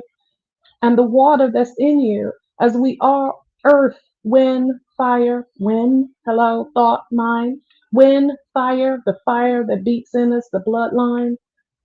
And we are water. These are elements that we make up. We've been taught that everything is so external of thee. But first, let's rock with internally. Well, let's walk with this. This is us. So in those baths, in the shower, because you can't take a shower too. When you take a shower, be more intentional with it. When that water hits you, what are you saying? What are you doing? But the spiritual baths, men and women, sit in a spiritual bath, a tub, program that water. You can get, I know nowadays you see it everywhere, like people with flowers, crystals, this, that. I say, honey, customize it to yourself. But the biggest thing you do is you sit in that womb. That's a womb. Sit in that womb and program, meditate, call that self forth so you can walk out. that fish out of water, so to speak. You out of the water now. Now you're on land. What you gonna do? So it's going to carry those memories for you. So spiritually, yes, we pour out lamentations, libations for our ancestors, divine source. We set things in water. But when that water is there, how are you going to use it? How are you going to use it? So, okay, I'll use it to cook. I'll use it to drink. I'll use it to take a bath. I'll use it to spray somebody. I'll use it to jump in a pool. So what are you doing with the water that resonates within you? Go beyond, go beyond, beloveds. It's going to carry you a longer way. And it may sound weird and just like, oh, so I ain't doing that. You're going to find a reason to, you know? It is the story of our lives. Let's put it that way. You know? That emotional intelligence is whatever you choose to allow it to be. Water, but water yourself and your divinity, because you're holding the water within you. I always tell people you're your walking altar, honey. You can build an altar externally, but you the altar internally. What you doing? What you building on your altar? So I have water on my altar. You do all that. What you doing here? What about here? A walking altar. You put your water. What are you doing with the water? The memory codes. What you doing with it? Some of those things we have to allow it to go. And usually I would say this, beloved, most people don't want to allow those things to go because they've gotten comfortable with those old things that is programmed within the water, that's within themselves, within their makeup. So how can they see the value of water that's external to them? Most people don't. Mm. Yeah, most most people don't want to let go of that. They like that water that they got holding on inside of them. yeah, Mad, but they like it. So they yeah, hold on to it. The biggest thing is they're afraid to let that go. yeah, Let yeah, that go, baby. Just don't let that go. yeah, yeah. It's so funny because that's another one of the yeah, that's another one of the excuse me, elements, or I should say like metaphors that spirit gave to me in regards to the one-on-one consultations is like when people are Mm, dealing with or moving through situations like you said that no longer serve them. My thing is like I look at it like a pool of cancer, right? Why would you want to swim in a pool of cancer? That's not going to mm, serve. That's only going to mm, bring you down. That's going to drown you. That's going to drown all the life force, all the everything up out of you. Climb up out of most that definitely. pool, step up on the side of it, go wash off with some good, clean, holy emoji water, and then Ashe. step away and don't ever go back to that pool because it's not serving you. And you can't. Yes. We live in the present and we're preparing to live in the future. We can't do anything about the past if we wanted to. So why should we allow the cancerous environments that we were submerged in to affect our presence or our future when we have the ability to climb up out of it and wash off with that good holy emoja water? Like that's just my little 2 cents. But haven't you found? Okay, this is what I found. The depth of you just even saying there, the past, the present. You were mentioning those. Um, what I found is simply that most people carry, and all of us do this, but it's how it resonates. Most people Mm, carry the past, the present, and the future all together hmm and one time. Okay, and without having balance in that, then you'll be like this. Okay, and it can extend from thoughts, which that's going back to the water because it's a memory code, right? The water is a memory code. So in that particular side for the self, I always say to people, you need to be able to look at the past. The Bible when they're talking about, okay, what's her name? She turned back and she turned into a pillar of salt. Just turn back and look. The depth of it needs to be expanded on. If you look back, you need to be able to look back at that which you came from to learn the lessons from there, pick those things up, use those as tools so that in your present state, because you are in a meditative state where everything is intentional, you will take that particular position and own every movement that you make so it precedes the future that you desire as your fulfillment. This is an operation that most of us, we cut off in some form because maybe something that happened to you in the past is still hurting you. You're still feeling, you're not healed from it. You haven't forgiven yourself for the role you played in it. But we have to be able to look at our past, own it, pick it up, grab it, not put it on your back and hold you down, but grab it, observe it, look at it, cut the cords from which doesn't service you in that. Keep what does, put it in your pocket, stand in your present state, and then operate from here intentionally so it precedes yourself forward into your future. And that's based on you being able to be within yourself because we do carry the past, the present, and the future all in one casing right now. Right now. You're doing it right now. You are doing it literally right now. I'm like, well, no, tomorrow's it's no, baby. Tomorrow is how you see it right now. We got to be able to use that water and master that in a movement, in a time and place. That's what happens if you think about the woman and she has the baby, right? 9 months. What's happening?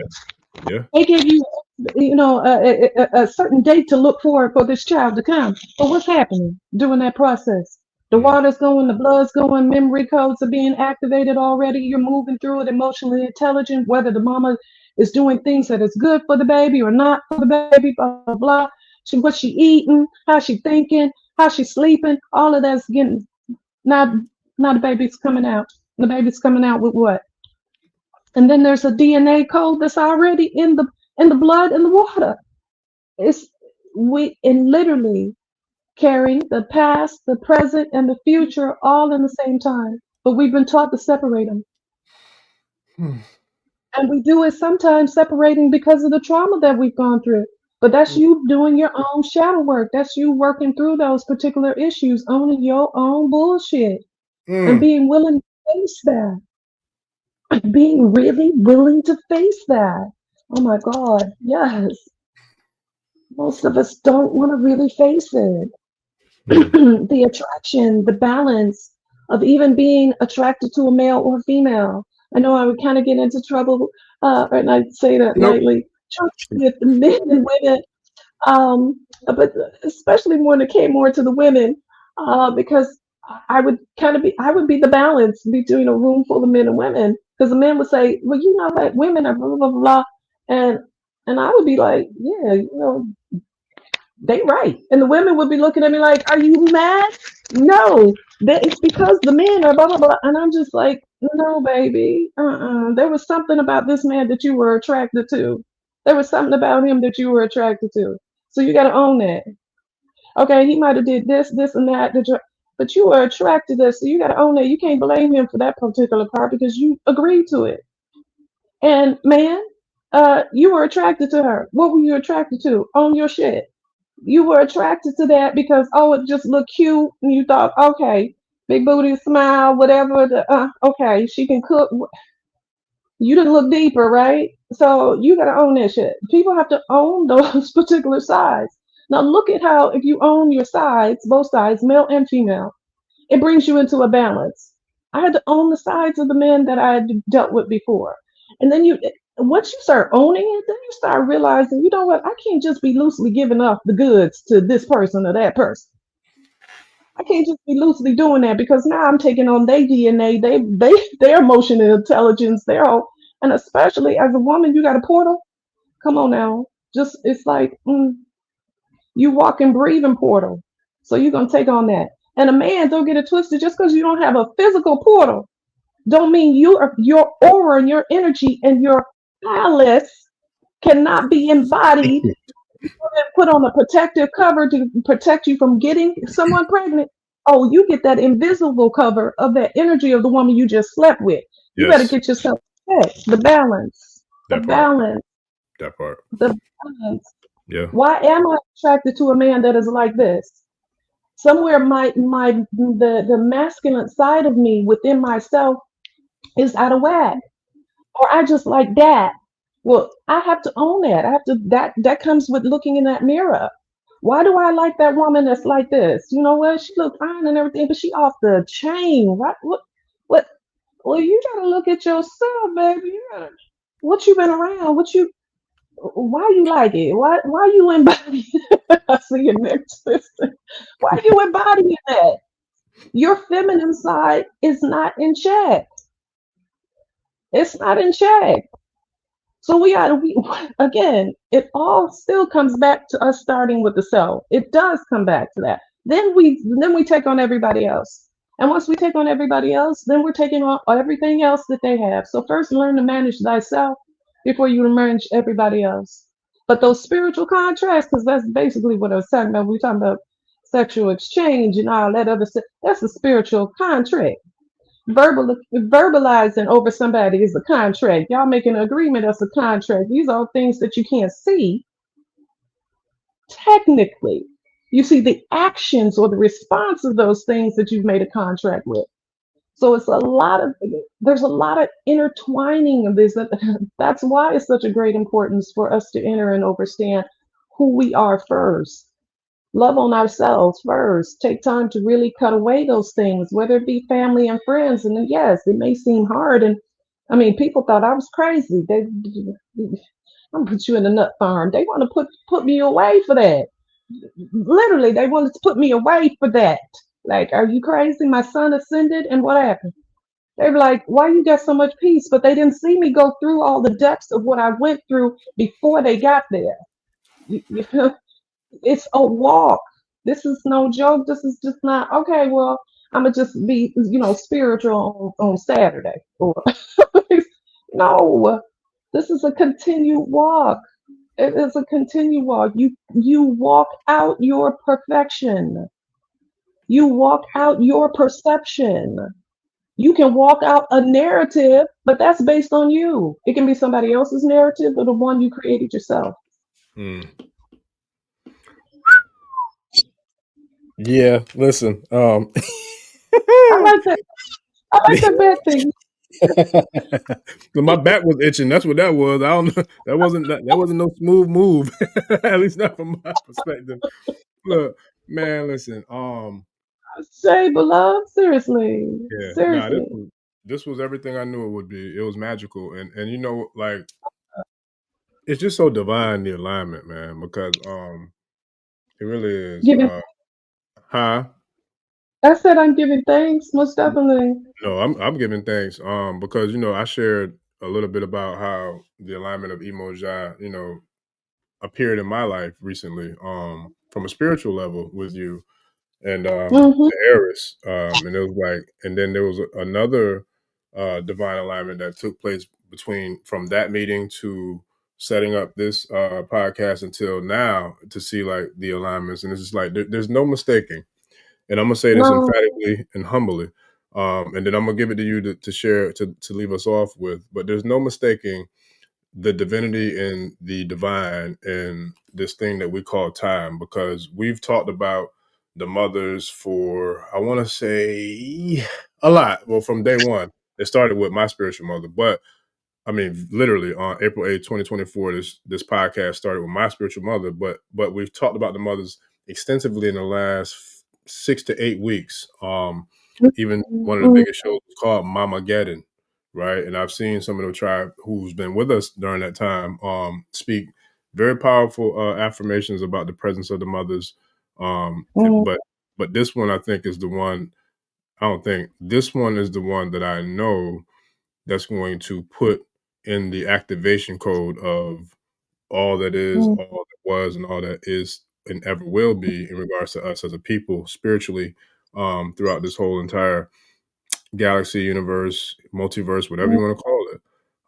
And I give mm, thanks for that. I really truly do, because it has been nothing short of divine. But with that, I remember the mm, movie mm, Look Who's Talking. And I remember, I think mm. what was his name? Bruce Willis, I think, was the character, that little baby in that movie. Look Who's Talking. And so for me, those who've been rocking with me, no matter how long, you have new, old, whatever, I talk about being a mama's boy and all that there. So shout out to all my mamas. Shout out to you. Um, Shout out to Unam. Shout out to, all the mothers who graced this show. Shout out to the mothers who blessed me with children. Shout out to the mothers who blessed me with love. Shout out to all the mothers from, as above. But with that, I want to give it to you to leave us off with whatever it is that the mothers, are going to speak through you. But the one thing I'm going to say is we started with Mama Geddon on a very special date. And then now I'm going to say, look who's talking. Ashe, Ashe, beloved. Oh, this is really good. And on so many levels. Yeah, on so many levels. It's one thing to actually have a gift, regardless of who you are and what it is that you're gifted in. Uh, but it's another thing to be able to own that gift where it's gone through the fire for yourself. Um, and then being able to share that very gift with other people that would impact their lives and have them come to a conclusion for themselves to walk their life purpose and their path. When I think of mothers,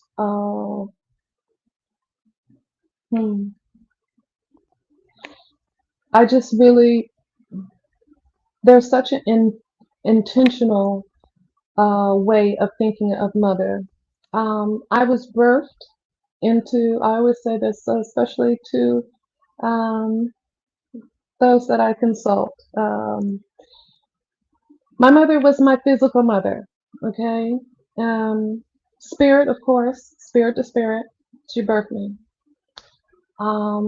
And she was a young mother. And I remember oftentimes she would say to me, it's like you're the mother. And I would be like, huh? I wouldn't get it. And then later, what I realized going through the walk, as I said, dealing with different women of different ages, backgrounds, that sort of thing, Source came to me and said, I've made you a mother. Your mother used to tell you that.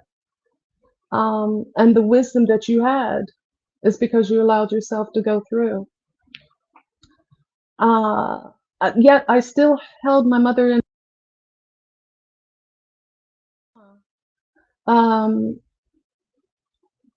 I've realized more and more that I was made a spiritual mother because I was told that, you're going to have a lot of daughters, a lot of sons and daughters. And I was like, huh? I just had two twins. I ain't having a whole tribe of people. What you talking about? And that was me in my immature state. And then I realized, wow, spiritually, I've been made a mother. You're a mother. You're a mother in many aspects. You're a mother whether you are speaking to a family friend. You're a mother if you're speaking to your girlfriend, your father.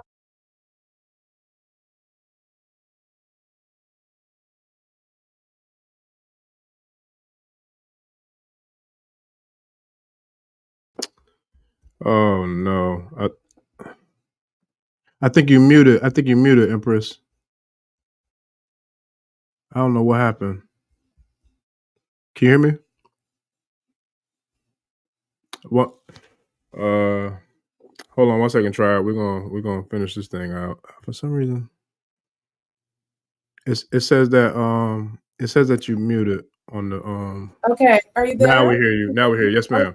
Okay, So good. where it went out is where you were saying that you were told that you was a mother, a spiritual mother, and then you would have a lot of spiritual daughters and sons, and then it cut out, and then but we hear you now. So if you Okay, okay, I'm gonna jump back on. okay. So I was told that being made a mother, okay, you're a mother regardless of you speaking to whomever, because you're birthing with your mouth. A woman having multiple wounds, okay? There's a wound first, of course, physical. There's a wound that is spiritual, then mental, and then you have a wound here. I like to call this a wound because we can speak life and death here, all right? The depth of it is, as a mother, you're not just birthing physically, you're birthing spiritually. I got to enter and understand that because of the walk that I went through with my own mother, who was a young mother. And she taught me how to cook, clean, to fight for the self, to this and that. But she didn't take time for her spiritual life, her spiritual self. She did the best that she could do. But what I realized at her continuously saying that, because I ate of what she gave me, I sat at the feet of other women and I took and absorbed that thing. But what I got to see was I became a spiritual mother because I allowed myself to go through, to be liberated in the essence of who I'm meant to be. And that's what I would say about any mother, because unfortunately, just because you have a womb does not make you a mother in every aspect, because we can physically birth a lot of things. Men can birth things with their mouth, right? But what defines the mother as a mother? It's truly her carving out and mothering herself first through different situations. Now, of course, when you birth a child, you're going to walk through another realm. I always say, listen, how could I have become a mother had I not birthed children? But not just physically, I had to first birth thyself that I would even be able to birth children. Because that's the whole walk right there, to be able to birth something physical, and then to water that child, and then to be able to water thyself and manage. You first must mother thyself before you mother anybody else. So take care of self, mothers. You're going to do the best that you can do, but first service you, and then service all of those that are around you. Mothers are meant to be a standard. They're meant to be the teacher. They're the healers. They're the nurturers. I mean, they're women first and foremost. The depth of that is sometimes we can be wives, because not every mother has become a wife. You know, and that's the part that I got to see. You know, I've gotten to live through. So as a mother, your accountability first is to you. Then you service everyone else. So that which you do for yourself is only natural for you to do for everyone else. So first start with the self before you become a mother. But when you become a physical mother, realize that you're not just a physical mother, you're a spiritual mother too. And that's the biggest thing that I got to see in my particular walk, and why I was looking and I would go from different cities and women were coming up to me and saying, oh, I saw you in a dream and you were this and you were that. And I'm like, what is going on here? I had to take into account that I was actually mothering myself, even in the essence of not knowing everything. But I allowed myself to walk the walk, walking out my perfection, walking in that.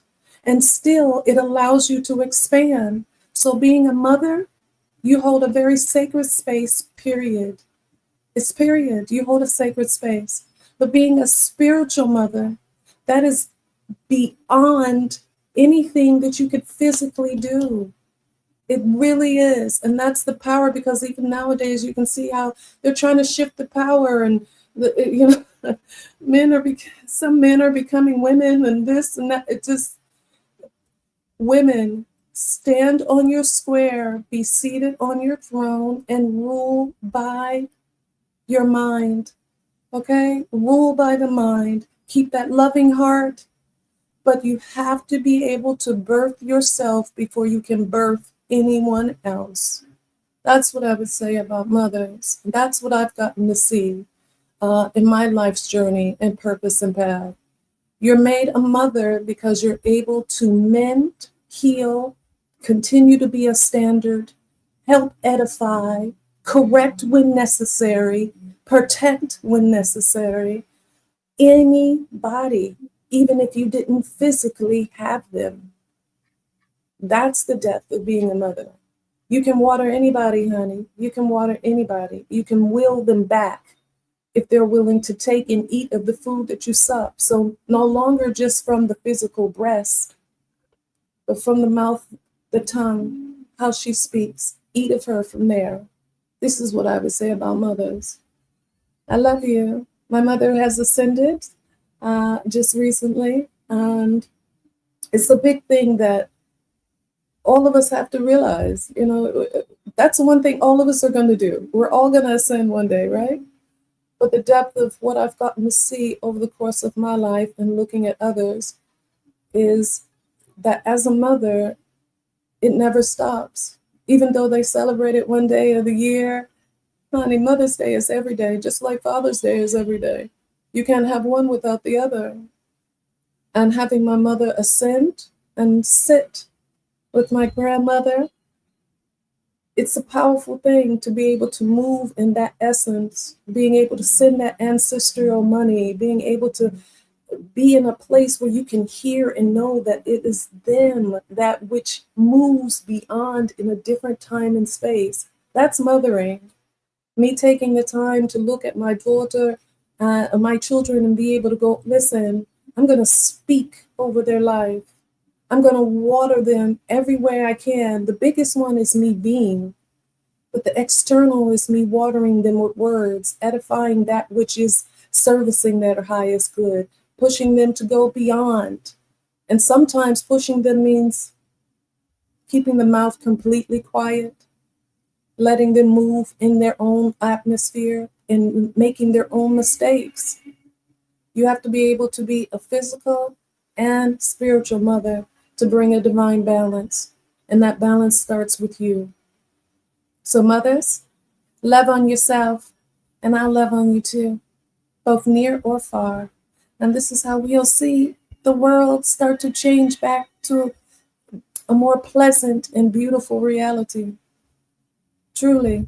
And you can identify the men that actually love their mothers and how they're going to treat you. What they say about their mother, trust and believe they're going to say about you. A mother. I love you. I love you. I love you. Truly. Mm. Yeah, this was amazing. So I'm a Oh, Chaperone. I'm gonna be obedient and listen to the mothers as a self-proclaimed mother's boy. But I'm gonna share a couple of these comments real quick, and then it's so amazing how spirit works. Like it really is. But like I said, I knew from like I said, the meeting, the introduction meeting. It was funny. I remember taking notes on that call. Look, and because of those who know me and know me well, they know I don't want no problems. But I was taking notes during the introductory call. I'm like, hey, I didn't mean to interrupt, but I'm just letting you know I'm not being disrespectful, texting on my phone and all that. I'm taking notes because there's some things I want to talk Yes, about. yes. But I It's want to beautiful. be clear with that. But Spirit spoke something on me. That I figured that it's so funny because I didn't even have this thought going into the call, but like literally as you was sharing your final thoughts with us, man, which was beautiful. Spirit spoke to me to let a lot of people, for that matter, let the world know about who and what I see the mothers as, and what that means to me. So with that, if it's cool with you, I would love to Yes, leave off with signing off with a spoken word piece that I wrote that I don't think I've ever shared on this platform, but I've shared it before, but not on this one. But I would love to, yeah, walk off with that one, man, because this was definitely special. I knew it would be, and I give thanks to you, the heiress, for making the connection, and for for all of the divinities aligning this thing to take place tonight. And I look forward to it.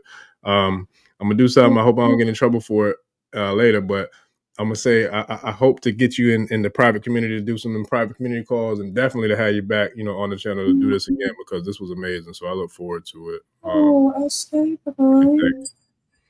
I share. I shall. And I'm gonna share the like the website, the YouTube channel, your social medias, your platforms, everything in the show Oh, this description, is beautiful.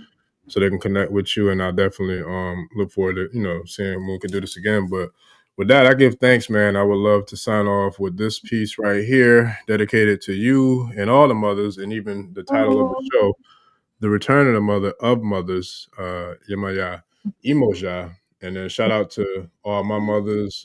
Shout out to the Mama Geddon show that we did. Shout out to the brother yes. Steve Rise and Bidel who was there on that show. Shout out to Wunal. Shout out to the whole tribe, everybody who's been with us from day one, man. I appreciate everybody. Shout out to Yaya. So with that, I'm gonna dedicate this to all the mothers.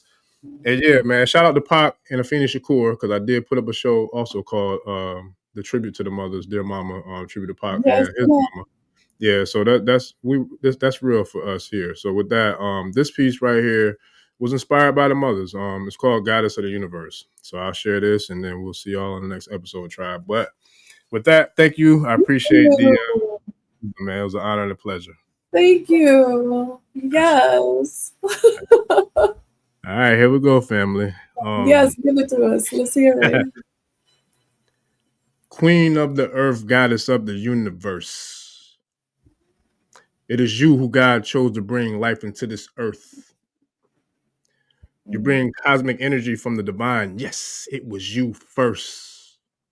We all originated in your womb. You gave us water and shelter like a holy cocoon. Without you, there would be no us. Mothers, daughters, sisters, queens, and don't forget the goddess, indigos, millennials, melanated crystals, sisters to be celebrated. We are here to uplift you, to love and respect you, to honor and protect you. Queen of the earth, goddess of the universe. My love for you inspired me to write this verse. You're all phenomenal. I want you to know your worth and keep your head up and never forget. You are the queen of the earth, goddess of the universe. Ooh. I say. I Yeah, received man. Yeah, man. It's been a long time since I did that one, but yeah. But no, I really do. I appreciate it. I really do. I appreciate you coming through and doing what you do. And yeah, I look forward to doing it again. You too, beloved. You know, we balance each other, baby. We balance each other, you know, externally, and then we're balanced internally. All divine gratitude, much success, beloved, much expansion, but deeper clarity, more for your vision, coverage over your family, beloved. All that centers and focus around you. May you have the fulfillment that which your heart desires, not a want, not a like, but a desire of your fulfillment.